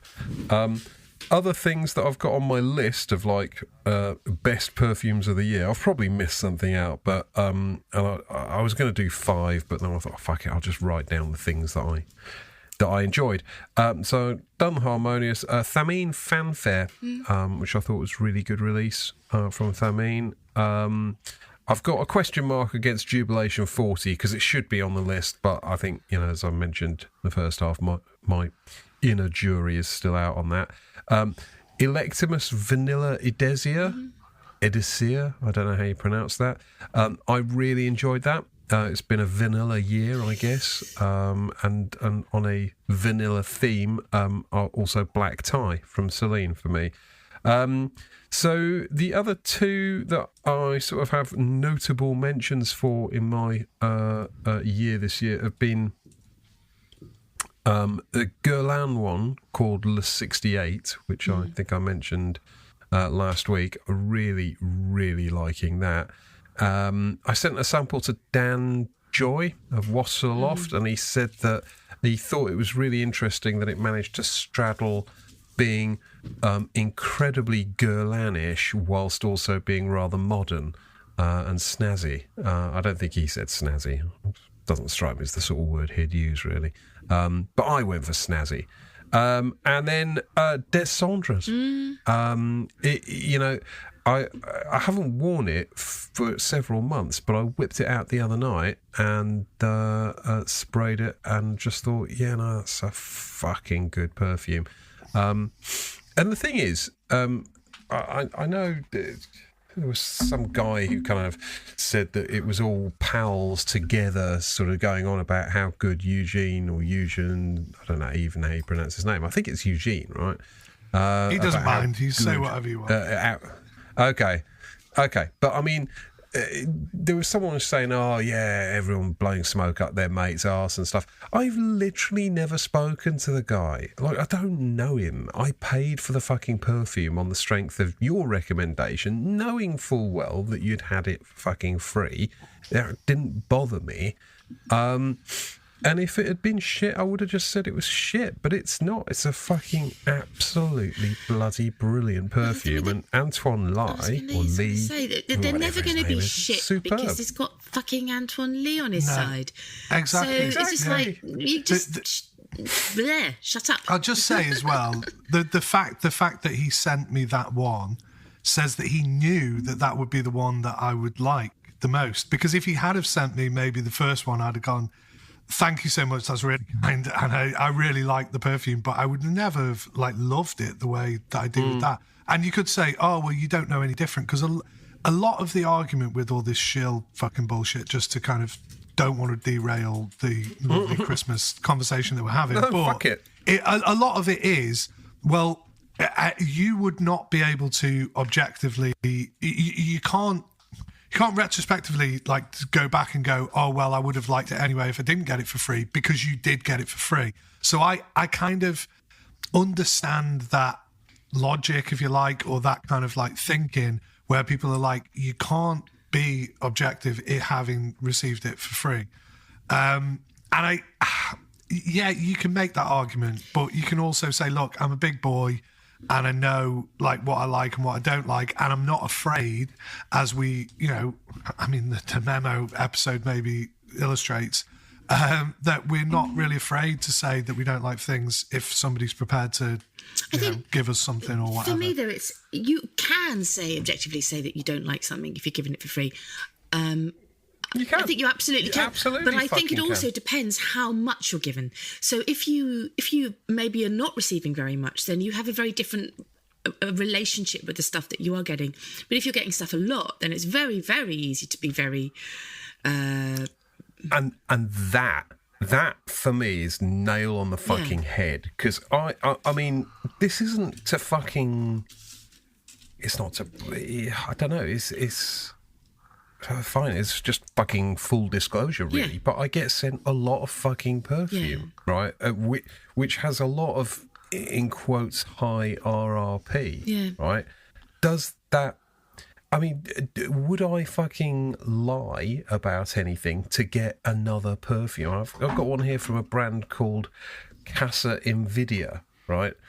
I mean, I've never heard of Casa Invidia. They sent me a perfume.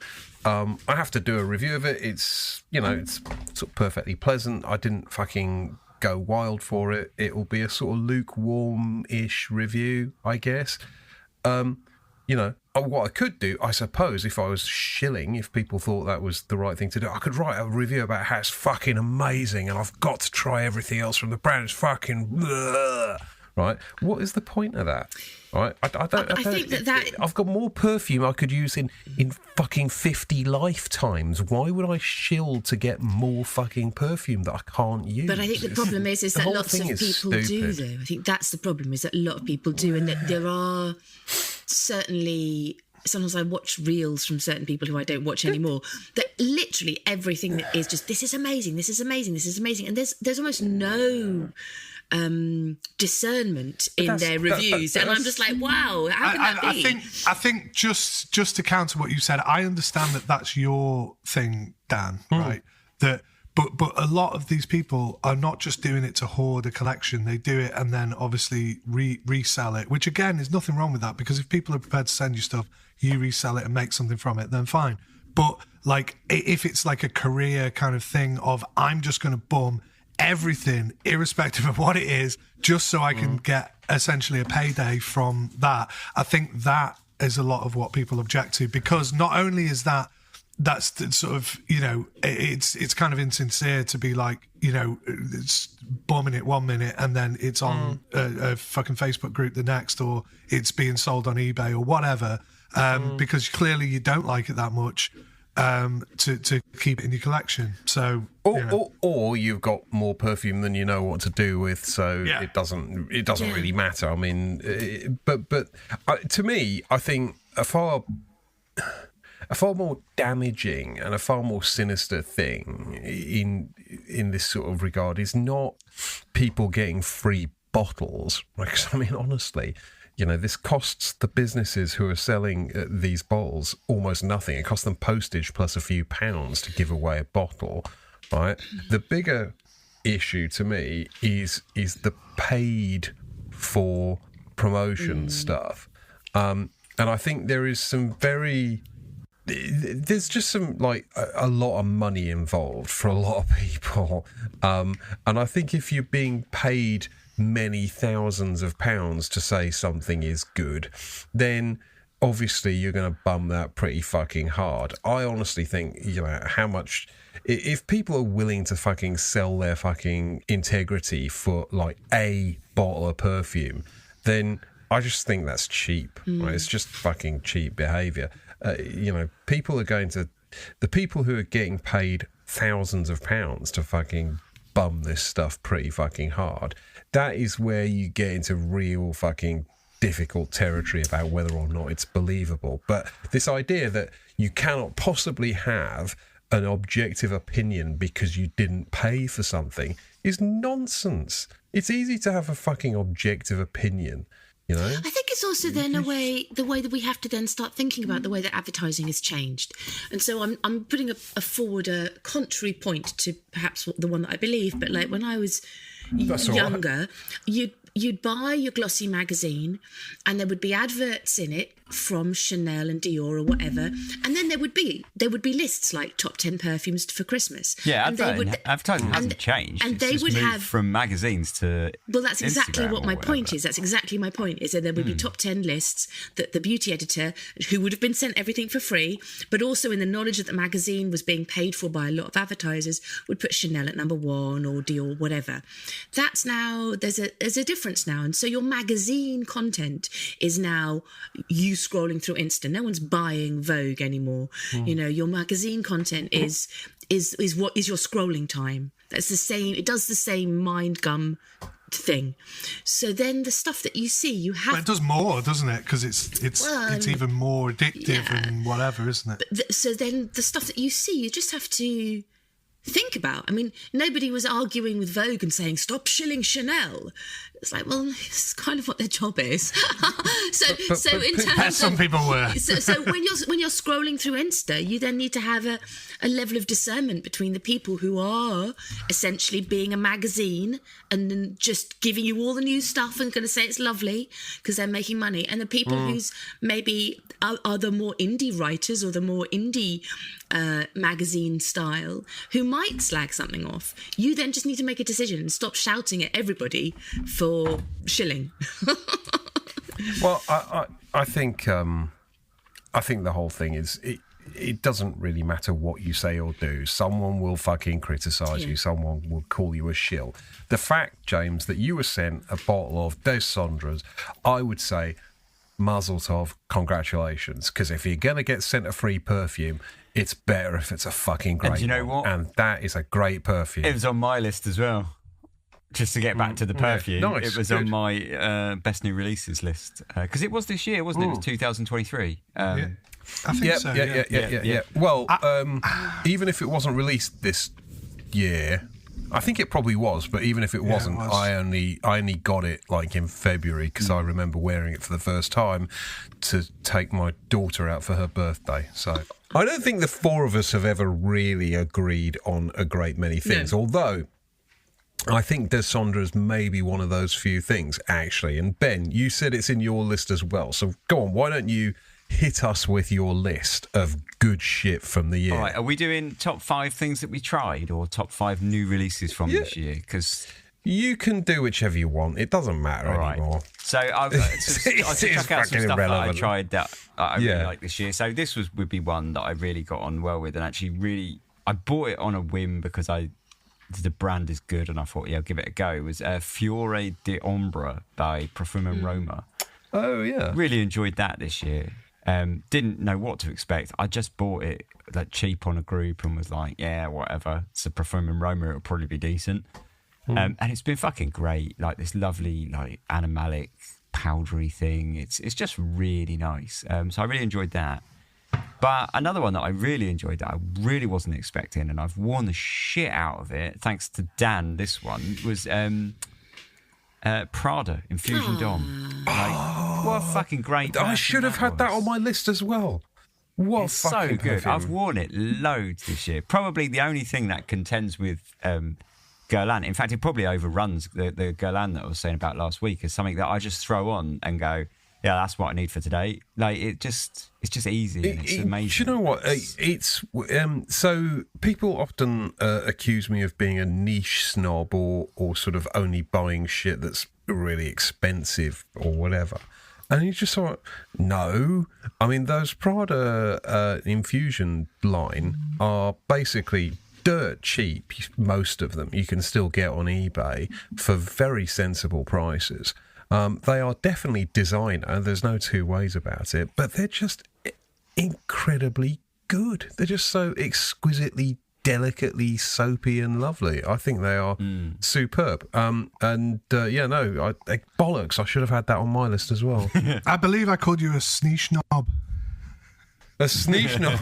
Yeah, it wasn't a niche knob, it was a sneeze knob. No, it was a sneeze knob. No, I got invited to a party for mulled pies and minced wine today. I was like, probably won't go to that. Anywho, Mulled go wine's on. horrible, isn't it? Isn't it horrible? Oh, it's fucking disgusting. Yeah. It's just... I still drink it it's at Christmas, but it's horrible. Well, it's because it's got booze in it. Yeah. Yeah. Right, Ben, what else apart from your Prada and your Perfumum? A quick Christmas anecdote just for you there about mulled wine. I went to there's a church just down the road from me. Is this going to end up with you getting pegged or something? This is completely like innocent, right? There's a church just down the road from me, and they're like a super hippie church. They've got like their own farm just outside the city and stuff, and they sell all their produce at the weekends basically. So you go down there and they've got like a farmer's market in the church kind of thing. And then went in there yesterday and they had like the whole church just stank of this mulled wine because they were like brewing it up in the church to sell it kind of thing because they got a little cafe in there and stuff. And it was fucking nice just standing in the church. I don't really like mulled wine. I don't drink it, but just standing in the church smelling this mulled wine in this old church was just fucking great. It smells nicer than it tastes, to be honest. It definitely smells better than it's like those fruit-flavoured teas.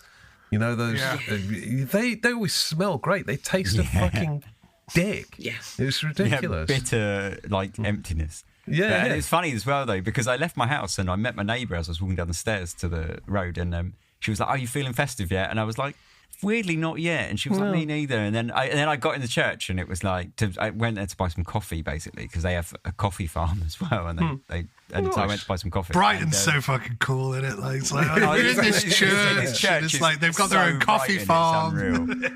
The church is so bright, it's unreal. The guy I bought it from had this massive, like, coiffured. Yeah, of course he did. And he was, and then getting in the church, I was like, actually, now I'm feeling Christmassy. Now I get it. You know, there's like this guy playing acoustic guitar on the stage. Everything stunk of mulled wine. Was there anyone singing carols to their dog? Like there wasn't yet, but then I'm waiting on you to pop down and do Merry that. So, Dogmas. What the fuck, man? But Amouage, Epic 56. Anyway, that's another one on my list. That was good this call. year that I really liked. I wore it again, funny enough, just a couple of days ago, and was like, yeah. Did you actually buy a bottle? Good. I didn't because it's like I was going to say it's £4 bajillion, isn't it? That is the exact price for bajillion. I think it is about that, yeah.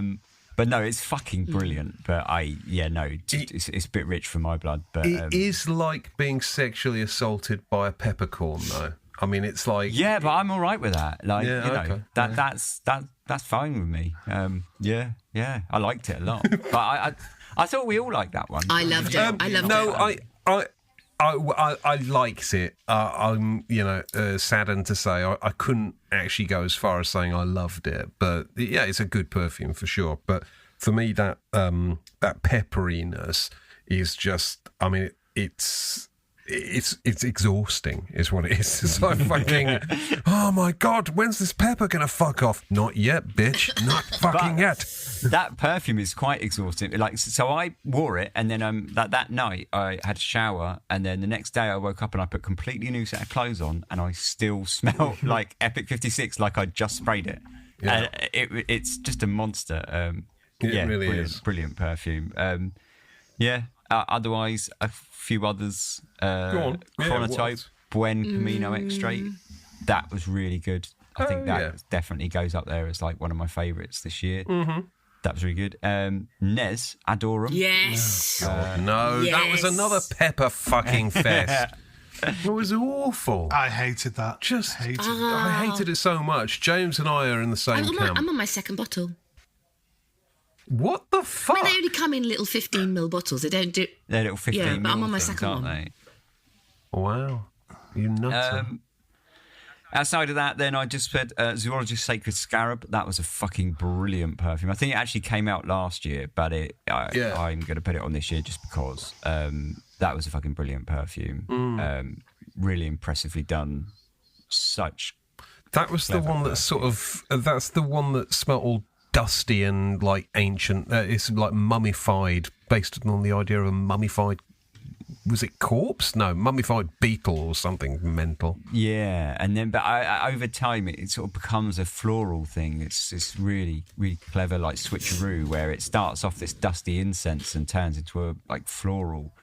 Really good, really I like that. And Otherwise, Strangelove, and I just put in brackets generally. Just because, to be fair, I sat here for about 10 minutes, like sniffing the lids or the spray of all the samples, trying to decide which one was like, I was going to say Strangelove, this one, but I was just like, they're all just fucking. Was all that Strangelove stuff this year? It was, wasn't it? Yeah, it was the first episode of the year. It was January the 23rd we recorded that. Yeah, well, wow, get you and your knowledge. So I did check my Strangelove, and I'm pretty sure I had Fall Into Stars as one of my favourites of last year. So you had already got the Fall Into Stars, but we didn't do the episode until January. Isn't it sort of your love for that kind of stirred us to do the whole episode? Possibly. I can't quite remember. I may have just got the courage up to ask them if they'd be interested in doing the podcast or whatever, but yeah, I think again that's a fucking brand that they just put out classy stuff, but also we talk a lot about Silence the Sea. I fucking hate that perfume so much. I hate it so much.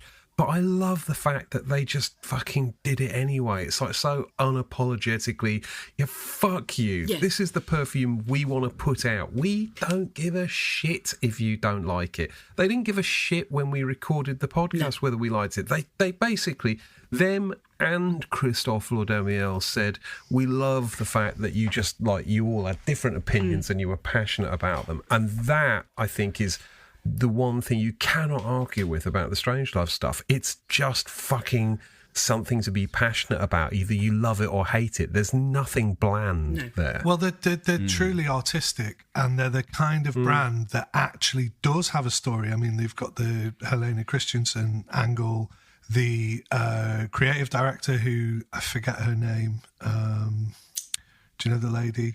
Elizabeth Gaines. Yes, Elizabeth Gaines. So already, it was already like a passion project from them. And then they brought on board probably the most passionate person you could imagine as the perfumer. And then they've got this whole thing with the branding and everything that was perfectly done. The materials actually reflect in the price, right? So sustainable, the way that they go about, the way that they source everything is amazing, and that's something else that Christophe is hugely passionate about. Sure, and it was almost like allowed to be the case, because clearly that was something where people had sat down and gone, we're not going to compromise on any of this stuff. And again, that's that whole attitude that Dan's saying about that they don't care about influencers or promoters or people saying that it's great or whatever, because it's all about the in-store experience as well with that, of people coming up and going, what are these? And I saw a thing the other day actually with, it was a video of Strangelove, and it was a lady explaining about Elizabeth Gaines and about the whole ethos of the brand and everything, and it was really good. And I thought, that's it's good to see that people doing it right and doing something passionate that they believe in, and that's all we ask for, isn't it? Really, they do. No, 100%. It's 100%. I'm not saying I'm going to say, it's not hard. It is hard. It is hard to create something that's really that good, to tick all those boxes and stuff. But it's just heartening to know that there's people out there who are actually doing it. Well, their price, I have to say, their prices are batshit crazy. Right, they are insanely expensive. But I bought on eBay the Evil Bay. I managed to get 100 ml bottle of Melt My Heart for a reasonable price. I mean, it was a lot more reasonable than retail. And that is a fucking great perfume as well. And it's like the antithesis of everything that I like, It's a fucking gourmand, for God's sake. And I love it. It's brilliant. So anyway, yes, Strangelove generally, Ben, I am entirely with you on that. Anything else, Ben, on your list? Not really. I did put. I think it's a little bit too early to tell yet, but I did put Zorage's Tiger as one of my favourite releases of this year. But I've only smelt it literally a couple of days, but it's really good. It did sound good based on your description, actually. Yeah, it's kind of tentatively on there as one of my favourite releases of the year, kind of thing. But we'll time will tell. But for now, at the moment, I think it's really good. Awesome. Yeah. Awesome. Yeah. Right. Fliss, do you want to go? Well, I mean, everyone knows what my favourite is because I keep banging on about it. Nick it. Nick it, you cunt. Is it Dentello Kerr? I think it is. I think that, it's a long time since I've had such a visceral response to a perfume. And I think that it was just so... It was just so amazing, and smelling it against. I literally had on my quiz question. It's a shame you mentioned it, but my quiz question was, "What perfume brought Fliss to climax?" Yes. Oh well. But yeah, I don't think anybody would not get that question right. But yeah. Yeah. Well, I mean, people who don't listen to the show. People don't listen to the show. I Yeah, suppose. What does the name mean? Because is it leather or heart or like dent? Always makes you think of teeth. I'm like, teeth of the leather, heart. What does it mean? What does it mean? Google it. Oh, okay. Sorry, I'll do that in the background. You carry Google on. Dentel, and I'll crack on. I think my biggest regular wear. Lace water heart. Lace. Clear as mud. I don't know. Go on. Lace water heart. Yeah, well. good. Excellent. Well, I'm glad we clarified that. Okay. My biggest regular wear of the year was Bel M by Les Abstraits. I bought it in January as a whole bottle. I purchased it with my own money, everybody. And I think I've used 75 mil. I wear it. Fucking hell. I haven't used 75 mil of anything ever. So regularly at night. It is my, whatever I wear during the day, I will wear that to go to bed and to go to sleep. And it's my... Does your husband get annoyed with you wearing perfume to bed? He doesn't notice. Oh, okay. No, my wife gets really fucking irritated. Really? With me, why the fuck are you wearing that strong perfume to bed? Oh. Doesn't he say it like smells of potatoes or like weird shit? You've said that before. But that's only when I then say to him, smell my Dead wrist chicken. or Right, whatever. right. If I push him, he very rarely comments on what I'm wearing. He's pretty much, he's pretty anosmic, to be honest. Right. So there's nothing what you that want, really. Yeah, but there's nothing that He like gets him in the occasionally says, "Oh, mood that or smells like..." anything. No. You haven't got a Bow Chicka Wow Wow perfume. No. I don't mean to pry into your life. No, I'm just- Tell me the one that makes you smell like a potato farmer. put that one. Put on. that It smells spud dead one on. chickens, love. Yeah. Stinking like a spud. Oh, be a spud for me, darling. Oh, I'm not a spud. Fuck. I'm a kumquat. No, you're not. You are. You'd be a lovely Oh my Jersey God. Royal. I don't know, lovely Jersey Royal. little new potato. What sort of potato would you be? That's the fucking weirdest. It's like one of those questions you get asked in an interview, isn't it? Yeah, and you have to just think outside the box. No, think outside the box. People used to get asked in interviews quite frequently, "What Mr. Man would you be?" Really? I'd be Mr. Cunt because I'm a cunt, and so are you. Right, good, okay. Where else? This year I became a Chanel No. 5 convert. And really? Yeah, and I've never given it much thought all of my collecting years, and I've always kind of chewed it. That has to be like the most fucking like jarring answer ever. I mean, that's bizarre. You know, you are a many-year perfumista, And I've just never a got strong on with it. penchant for feminine perfume. I'm going to take Never, credit for ever got this. it. I know No, I you don't do can't, that you very can't. often. I'm going to take No, credit you for this can't, because but- I sent you those aldehydes. Just saying. No, it's not you. It's not you.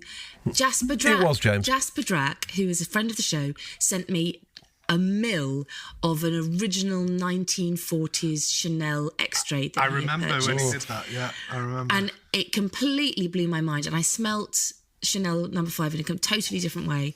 And then from reading about the vintage Chanel No. 5s, I read a thing about getting the cologne version is very good, and I bought myself a bottle of the cologne, a vintage cologne, which is like 1976 or something, and I suddenly went, now I get it.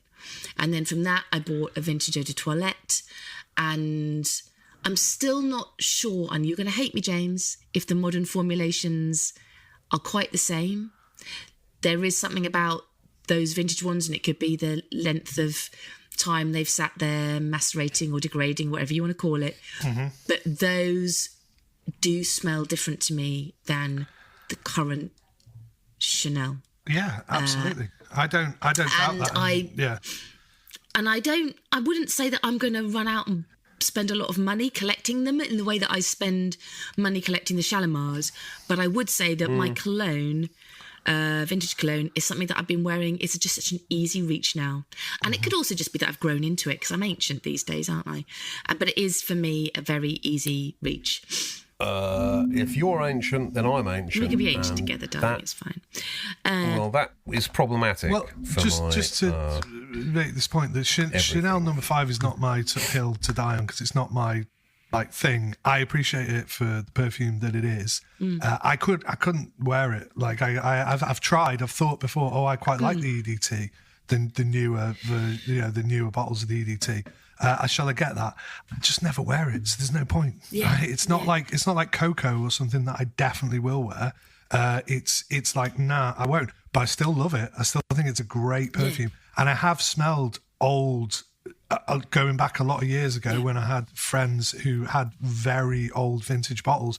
And to be honest, from my memory, they weren't very degraded. They had top notes. They had the sparkle. I was amazed, to be honest, how good they were. And I don't doubt that those old Chanel No. 5s, if stored properly and all that stuff, would be fantastic, amazing perfumes. So I completely agree with that. And I think, I think if you're into perfume, I think you've got to look at these things as in well, maybe I wouldn't wear it. Maybe I perceive it as being too feminine for me, but it was an important perfume. And if you're certainly into compounding, making perfumes and whatever, it's a really, really valuable exercise to look at that formula and look at even thinking about the different versions of it that are around, or how it's evolved over the years or whatever. And it's just a fascinating thing. So and for me, it was always like I could appreciate it, and I've got a friend who wears, it's the only thing she wears, and it smells fantastic on her. But I never had it in my collection. But this was the year that I became a convert, and I have got it in my collection now in 2 different iterations. So that's cool. Other things that I have worn the fuck out of this year are Figment Woman by Amouage and Healy Hippie Rose. And the Figment Woman, I have bought a backup bottle after saying that I wasn't ever going to need I sold all my backup bottles when I had my big clear out. I don't believe in backup. No, I know, but this one I had a little 50ml, and there's not very much left. I wore it pretty much every day during the summer when I wasn't wearing Hippie Rose by Healy. I have one backup bottle. No, weirdly, I have 2. One of them makes no sense at all. I have a backup bottle of Mercedes-Benz cologne. Wow. For reasons that really make no sense. So I wouldn't worry about that one. But no, I do have a second bottle of Falling Stars. Of course. Lurking in the background. Cool. The Healy Hippie Rose, I want to try that. And the other thing I would say is that other things that I have, I think this is the year of Healy for me, because I'm on my 3rd or 4th kind of. Healy Hippie Rose I really loved. I got a bottle of the discontinued Ophelia, which is great. And I've got a couple of these little 15ml Heelys. I've got Zeste de Gingembre, and I've got another, I've got Cardinal, and I've got another one as well. And I have to say that I think that they are really underrated, and I have underrated them, and I need to explore the house because everything is great. So maybe we should... Everything is great. Or at least, even if that it's... Even if it's not necessarily for you, you cannot argue that it's fucking well made and it's classy. Nice. Yeah. Nice. Good. Okay. James, what has been your fucking momentous things this year? It won't surprise you that I didn't do my homework and I didn't even think about it. I thought about... Really? There's a shocker, James. Well, I thought about... You like to just, like, lube up and fuck. No, it's like, let's go. Not even lube up. But anyway, I just, like, thumb it in soft, you know. Anyway. Oh, God. Anyway. Hey, I tell you what, Fliss, you do not get to fucking wince about this, right? Because you're the worst behaved You of are, lot to of be us. fair. You start it. Not. You do. You act all innocent. Oh, innocent voice. Let me remind you, Bollocks. kumquat. Yeah. Anyway. Don't start me. Exactly. Don't. No. So, Okay, go on. So I've been jotting down while we've been speaking. So, you know, classic doing the homework before the teacher comes around. Yeah. So anyway, and I put no, I'm going to go from 5, right? So at number 5, I Okay. put Naked Dance by Oddity because, so I think people will probably go, no, you love this or you love that. You guys, mate. Like, you probably know better than I do what I love this year. But I've tried to kind of compile it. So Oddity, Naked Dance, which was a kind of quite beige, sandalwood, modern, aroma chemical trickery kind of thing. But I liked it a lot, and it was kind of in recent memory, so like that's why it's at number 5. Good. And Oddity are a cool brand, and you like the bottles, don't you, Dan? So, and they're all made, they're all nice. made by like Mark Buxton and some other like modern-y type perfumers. So great. Then I've got Arquiste Shower and Smoke at number 4. Oh, fuck. This was one of the ones that you went on about and said you virtually went as far as guaranteeing that I would like it, and I still need to fucking go and buy that. Seek it out. It's available at Sancellier. So we, Is it? we. Okay, Well, actually, Brooke was going to send me some samples, and she said, "Oh, what do you want to try?" And I was like, "Oh, well, the Arquiste and whatever." And she said, "Oh, I'm so sorry, I haven't got a sample of that because it's all sold out. But I do have a tester bottle with a little tiny bit in the bottom, and if you can get any out of it, there you go." So she sent me the bottle, and it was a beautiful bottle. Sadly, it's like, "Ooh, I'm receiving a full bottle." It's got a tiny little bit in the bottom that you can barely get out. But lovely of her to do that. But it was like, wow, I kind of want this anyway because it was absolutely amazing, like superb, kind of clean but smoky, very interesting fragrance, and something that just, like piqued my interest. And I was like, wow, I am actually probably going to buy a bottle of that. Then at number 3, and no, I'm going to change that round. At number 3, I've got Anatoly Le Breton Perfumista, which was one that I talked about last week. Oh, yeah. Which was it. You said it better bring the ruckus. There you go. So it did, and it was good. So, and it's called Perfumista, so that's very sort of in kind of reference, isn't it? And it best be good for that, and it was. Then I've got Healy Cologne Imperial, was it called? Or Cologne... There's another Healy on the list. Something Cologne... What was it called? Cologne Impeccable... I think it might have been. Yeah, something like that. It's fucking brilliant, man. It's like a modern Eau Sauvage-y... I love that. This is... I can't remember the name of the thing. It's fucking Well, it brilliant. is. Second best thing of the year. Aficionado. There you go, Aficionado. Sorry, everyone. I'm just rubbish at remembering stuff generally. But it was really good. I mean, I'm not in a position to sort of be like spaffing money on bottles at the moment, but had it have been, maybe a couple of years ago, I would have just bought it outright straight away and gone, yeah, this is amazing. It is amazing, guys, and it's just a fantastic perfume. Really, you could say, it's not really breaking much new ground, or it's not really, but it's doing something that not a lot of perfumes that I've smelled recently have done, which is kind of reinvent that whole like mossy men's cologne thing. And anybody that moans about, there's not enough oak moss in like modern perfumes, well, this is a mossy, citrusy, bitter. It lasts long.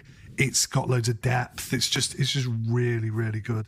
And then I've got Melograno at the top of mine because I'm quite lazy. I probably got Melograno last year actually, and then it kind of leaked over into this year, but it's so fucking good that like I'm just and it's so nondescript. It's almost exactly like Fliss was talking about before, where some people might just go, meh, are you really into that? And then it's named after a pomegranate, and you go, I didn't detect any degree of pomegranate whatsoever to begin with. And again, I don't know if it's just been suggested to me now, but I get a fucking pomegranate from it now. I get that little pop of freshness that you get in the dry down. In the dry down, definitely. But I think it's such a remarkably brilliant sort of perfume. It's the sort of perfume that I think people who are not into perfume might think is nondescript, but people who are into perfume would recognise the fucking deceptive. It's the fucking Matrix, man. You can see through. Other people see the code. Yeah. You see the fucking chick in the red dress. Do you know what I mean? That's what it is. Yeah. The chick in the red dress. You know what I mean? Yeah, exactly. Or the other way around, whichever way around it is. Yeah. Do I want to see the code or the chick in the red dress? But yeah, it's funny. I was with my mate Dave in Harrods, and I sprayed Melograno for him. I was like, try this, it's fucking brilliant, try it. I sprayed it, and he smelled it, he was like, and what's the big deal? And then about 20 minutes later he went, fucking hell, that's good. Right? He just went back and bought like 100 ml bottle. It is really fucking classy. Really good. Awesome. Well, that is, I think that's a fucking stupendously good list of best things. I'm wondering, is there been anything that's been a profound disappointment to you this year? Yeah. Like, really just fucked you off, it was so bad. Go on, James. Not fucked me off, it was so bad. I've got two that didn't fuck me off, but they were just damp squibs, really. We've got the Aventus Parfum, whatever that was. Absolute Aventus. Yeah. Which was, it's not bad, but like, and again, I wasn't expecting it to blow me away. So really, did I put it up on a pedestal? No. But even still, I don't get why everyone is, anyone could really think that was amazing. It's not amazing, but I did smell it on someone the other day, and it was like I made the mistake of going in flannels, which is like always an expensive error. But the guy, the shop assistant, was clearly wearing it, and as he sort of walked, you could just catch this sort of trail of it, and I thought, now that does smell really fucking good. I mean, it smells good in like a sort of hyper produced sort of like I don't know, like a Justin Timberlake song might sound good. It's not intrinsically high value. It doesn't have any gargantuan artiness to it, but it certainly smelled good. It sounded catchy. It had all the right components. But yeah, I can sort of acknowledge that one has been, I guess, a bit of a disappointment on some level. What was your other one? Jean Patou pour homme. Oh, because again, that has been built up on a pedestal. Yeah, right? yeah. No, I understand that.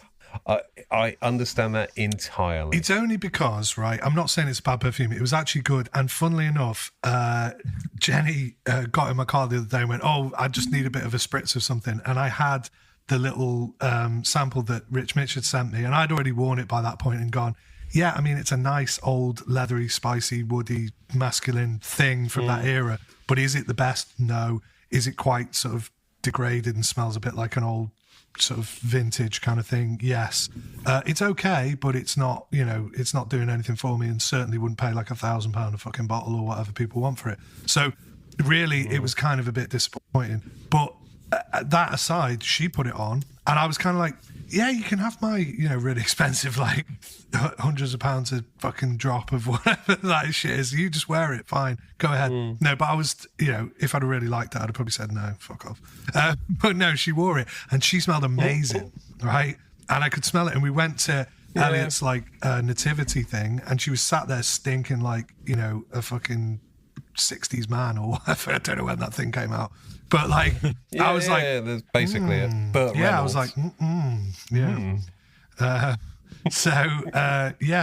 she smelled really good in it. So I kind of take it back slightly, but still, for anybody who's like, oh, this is like the unicorn and like the fucking, don't build it up, because like you're going to be probably quite disappointed. And there is better. I'd rather have like a modern bottle of Bijan Pour Homme or Man or whatever than that, to be honest. So. Well, at least you can stick your finger through the middle of the donut. Yeah. Always. I mean, in terms of in terms of disappointments, I also would put a Creed on there, but it's Carmina. The purple bottle one. Fuck me, that was terrible. I mean, it's sort of really nice fruity thing for about 20 seconds, and then it turns into like fucking, I don't know, some sort of Herba Pura-ish, just disgusting mess. Vile, awful, the worst. Terrible release by Creed. Terrible. Ben, any disappointments from you? Yeah, but I think both of mine are like sort of like because you expect more. Do you know what I mean? So like one of them I had was Amouage Search, and it was partly because it was Amouage and partly because the bottle was so fucking beautiful. I loved it. It was that like creamy jade one. And it was so nice, and I so wanted to like it because I was like, I need this bottle in my life. And then it was just a real, like, wet blanket for an Amouage. I expected, like, a real kind of, like, something a bit meatier, and it was just floppy and wet. And it just really disappointed me. And then, but it was like a double kick in the nads, because you had, like, the disappointing perfume, but the disappointing bottle as well, because you really wanted it to be good. And I think that same thing follows on to the Penhaligon's Potions collection. You know, I wanted to love them so much, and they were just so crap. But it might be that they weren't as crap as I thought, but they just disappointed me so much that it just sort of they sort of went down a notch. So there was them two, and then there was the ultra disappointment of the year, which I was disappointed to find out it even existed, and then disappointed when I found out that it was bad, and then I got it and disappointed to smell that it was as bad as everyone said. Hermès and Jardin Esther. Oh, I told you, babe. Fucking hell.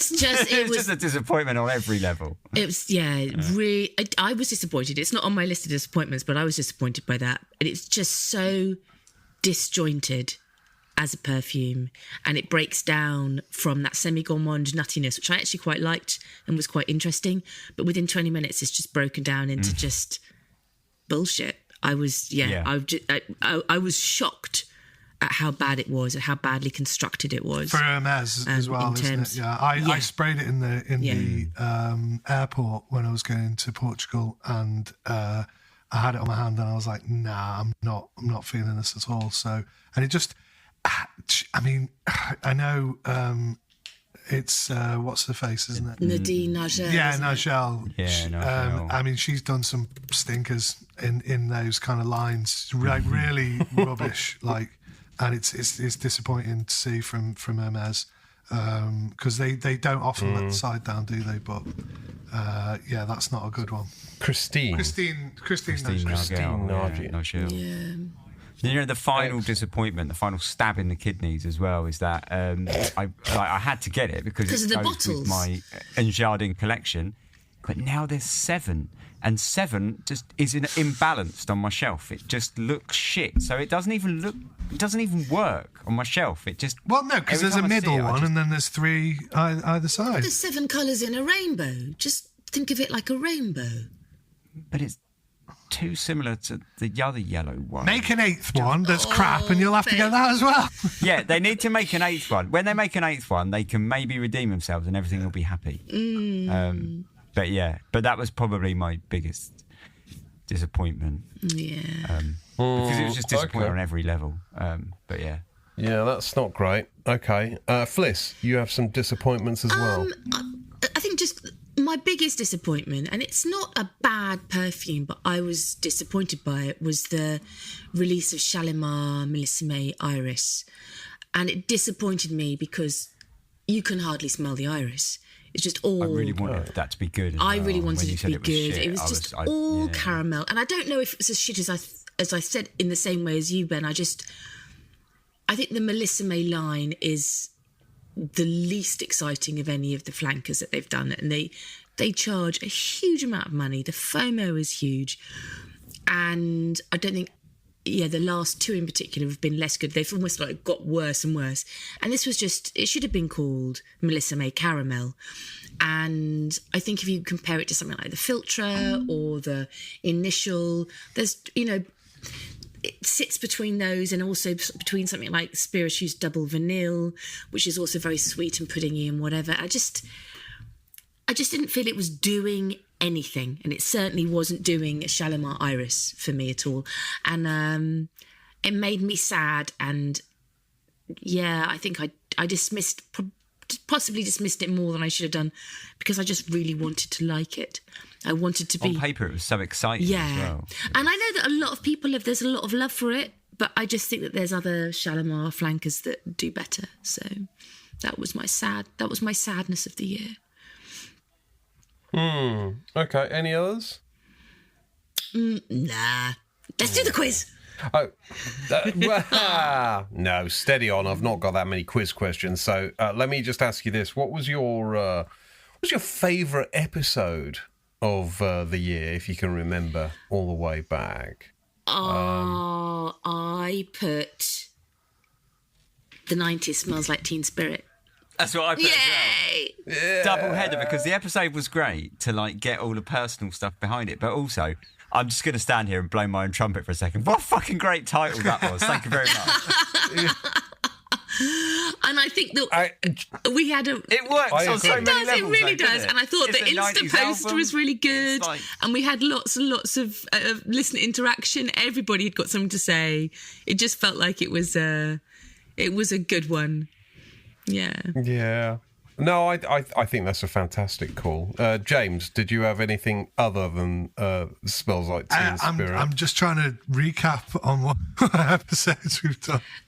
I had my close follow, sort of like runners-up were the Collecting episode, the Burger Masterpiece episode, and the Strangelove. I thought the Strangelove episode was great because we just were so desperately loving and hating different things, and I think that was us at our best in terms of looking at a line of perfumes. Yeah. I don't mean to sort of blow our own trumpet, but I think the last, like, certainly we've been on like a run. I mean, maybe we're due a shit one. I don't know. But we've been on a run of some really... Maybe it's this one. Maybe it's this one. No, we never know. We've been on a run of some pretty good, like, when I've listened back to them, I've been like, this is good. This is good now. Like, this is a good podcast. Yeah, it's all right. I actually, I think it's the Smells Like Teen Spirit one. I don't mean to, like, jump on the fucking bandwagon, but that was because I think it speaks to people, of a certain generation and of a certain age, 100%. and the kind of like we must have like similar. I mean, everyone has their own sort of era of things, but it's a cool thing to talk about, and I think it was kind of inspired by that conversation of, well, people like these kind of episodes. Not that we overly sort of analyse that too much, but it is nice to have things that listeners really engage with rather than just sort of self-indulgent things that we necessarily want to do. It's like those kind of ones that really connect with people. And I think sometimes when we do those, it's just nice, So I think, and I like talking about all those 90s things because, there was a lot of pop culture in that. Because it was relevant to what we were talking about, rather than it just being completely irrelevant. Me going, I just want to talk about this. We should do album. another decade one. We should, yeah, definitely, yeah. Yeah, I agree. I think that worked really well. I mean, honourable mention from my point of view for the memo episode, because I just fucking loved doing that, even though I don't think they were that keen on it. Okay. Which brings me nicely to my first question. I can't believe I'm going to ask this. Sorry, I'm laughing. He's laughing at his own joke. That's never a good sign. Okay. This is about digital incest, isn't it? Come on, we know it is. No, it's not. It's not. What 3 words What 3 words were used to describe each of the owners of Memo? Sportsman, Yeah. Parisian. Parisian poet Catalan is one. Oh, wow. Get you. And Fucking then- all 3 in one. Yeah. Irish Globetrotter. sportsman Globetrotter was the other one. Oh, yes. Irish sportsman Globetrotter. Brilliant. So 2 points to Fliss nailed already. that. Okay, 2. Excellent. I'm just writing them down. You are quite desperate to win this. Don't worry, there's only about 5 questions. Okay. So I'm afraid this one, Fliss, you're excluded from answering. What style of perfume causes Fliss's vagina to shrivel up? Sports. Fragrances.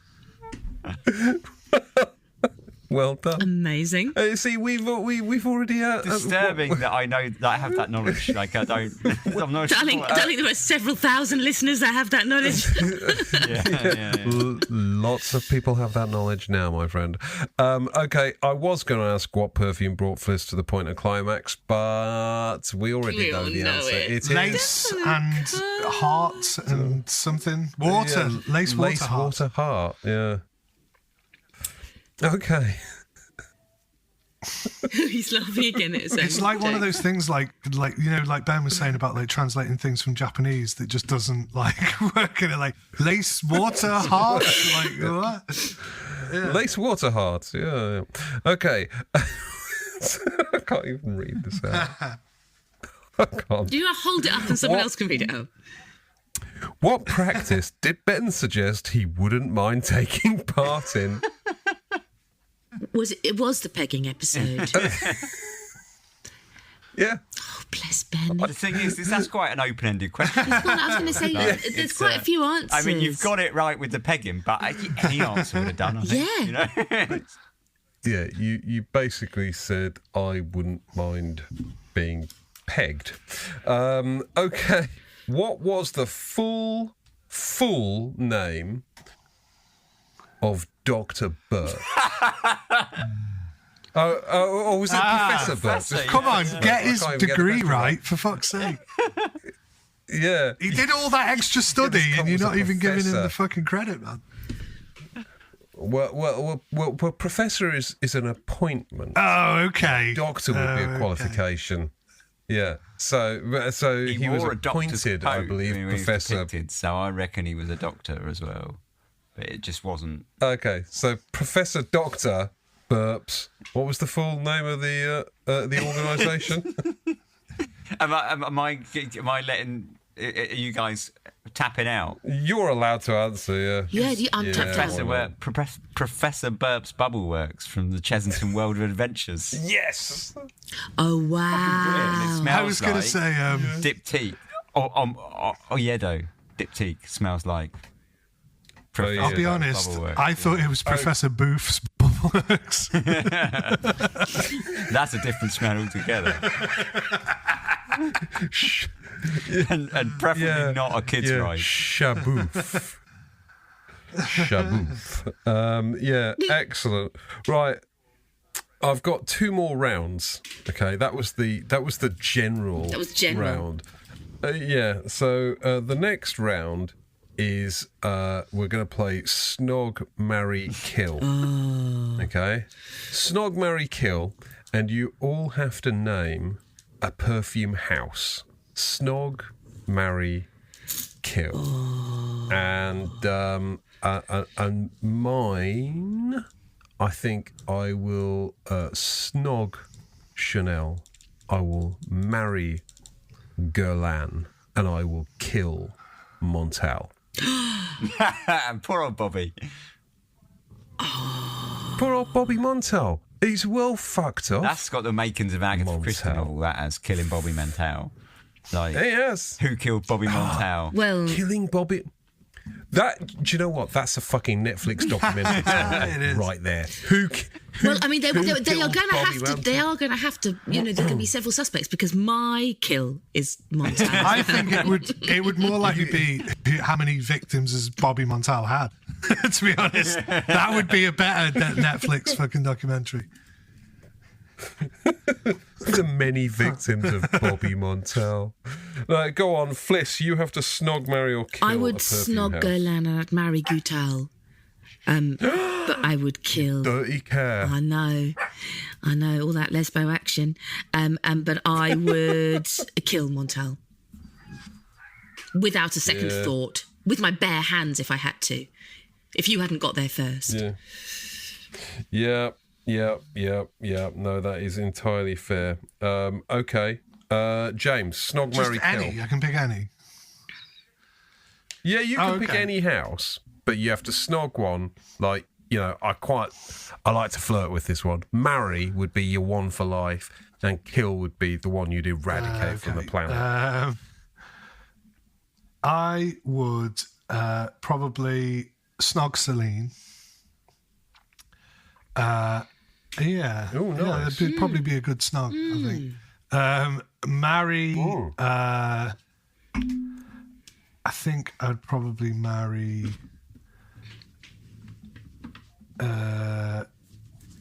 Hermes, maybe. I'm quite. Oh, yeah. Yeah, I thought that might be. I think it's just because it's kind of fresh in my mind, and I think they'd be a pretty solid, partner, and they'd leave you a few quid if they popped off, So, I don't know. And then I'd kill Mancera because we're all killing Montal and Mancera are basically the same thing, but kind of worse in a sense. Yes. So let's kill them as well. Entirely reasonable set of choices. Ben. I'd snog Francesca Bianchi because I was going to say... Who the fuck wouldn't?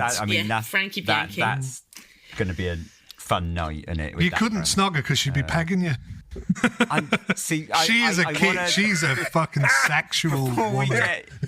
I'm talking. I want to differentiate the woman from the house. I'm talking about the brand. Oh, right? okay, sorry, but she is like she is. Yeah, but she's very. That's not what we're talking about. Oh, okay. Respectfully lustful. I'd describe that. I would marry DeSita, and I would kill Creed. I'd put it out of its fucking misery. Oh, nice. So we're not going for the Bobby Montel Mancera. Well, I don't hate them. I don't hate. I'm Montel, surprised you didn't marry. I'm surprised you didn't marry Hermes. Yeah. I mean, the thing is, if you married Hermes now, you'd always be pining out. Like you just wish that you'd met her 20 years previous when she looked a lot better. Do you know what I mean? Yep. Yeah. Yep. Okay. Right. Let me move us on. Okay, we're good. That's too close to home. Fucking hell. Hot on the heels of the success of last week's numbers rounds, our final round is a numbers round. How many perfumes, without looking, on a Fragrantica, how many perfumes does Dior have? Nearest number wins. Fliss, you go first. When Guerlain had like 500 something. It was like... Yeah. So Dior maybe 3... I'm going to say 365. One for every day of the year. I'm going to say 173. Okay. I think it's 121 because I think it's lower than that quite a lot. Okay, hang on. You said 365, Fliss, and James said 173. 173. 173. And I say 121. I can't work out who's nearest. Well, Ben, you're definitely wrong. I've got too drunk and I can't work out who's nearest.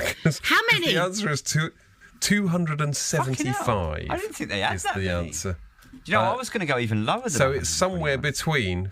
And what did you say, James? 173. He said, 100. So James was 102 out, and I think Fliss, you were 90 odd out or something. Yeah. So I think Fliss, you win. But only just. They were both shit. It's pretty. Yeah. It's pretty fucking close. Okay, so how many perfumes does Hermes have? James, you go first. I'm going to go for a similar number. He's really thinking this through. I'm going to go 168. Okay. Ben? 243. Fliss? 150. Fliss wins that one. It's 127, which is actually a smaller number than I expected. Okay, so Much smaller than I expected, because I thought, when I started thinking about all the Essence and all the rest of it, I was like, fuck, I got the flankers. Where did you get this information from? Just to get back on a technicality. So it was from Fragrantica. On Fragrantica. The problem is with Dior. Yeah. I mean, the question is how many on Fragrantica. I accept it. I'm not questioning the decision. Because I noticed from the Guerlain numbers, I went back through the Guerlain list, and there was a couple of Shalimars that they're missing.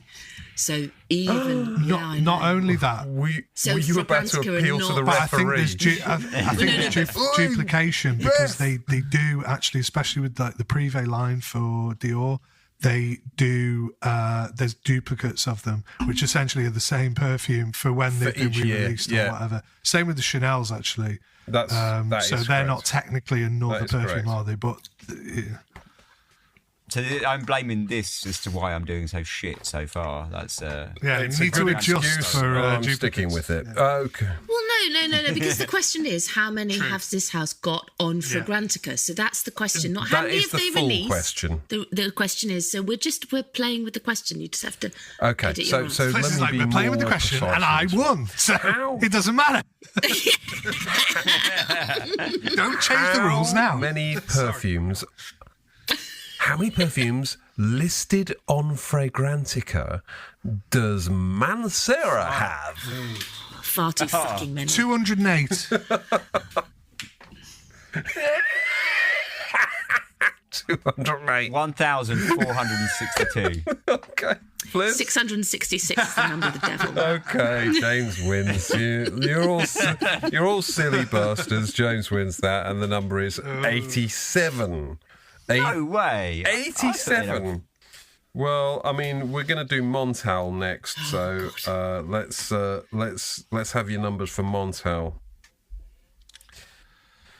James. I'm going to say similar, maybe 132. Okay. Ben?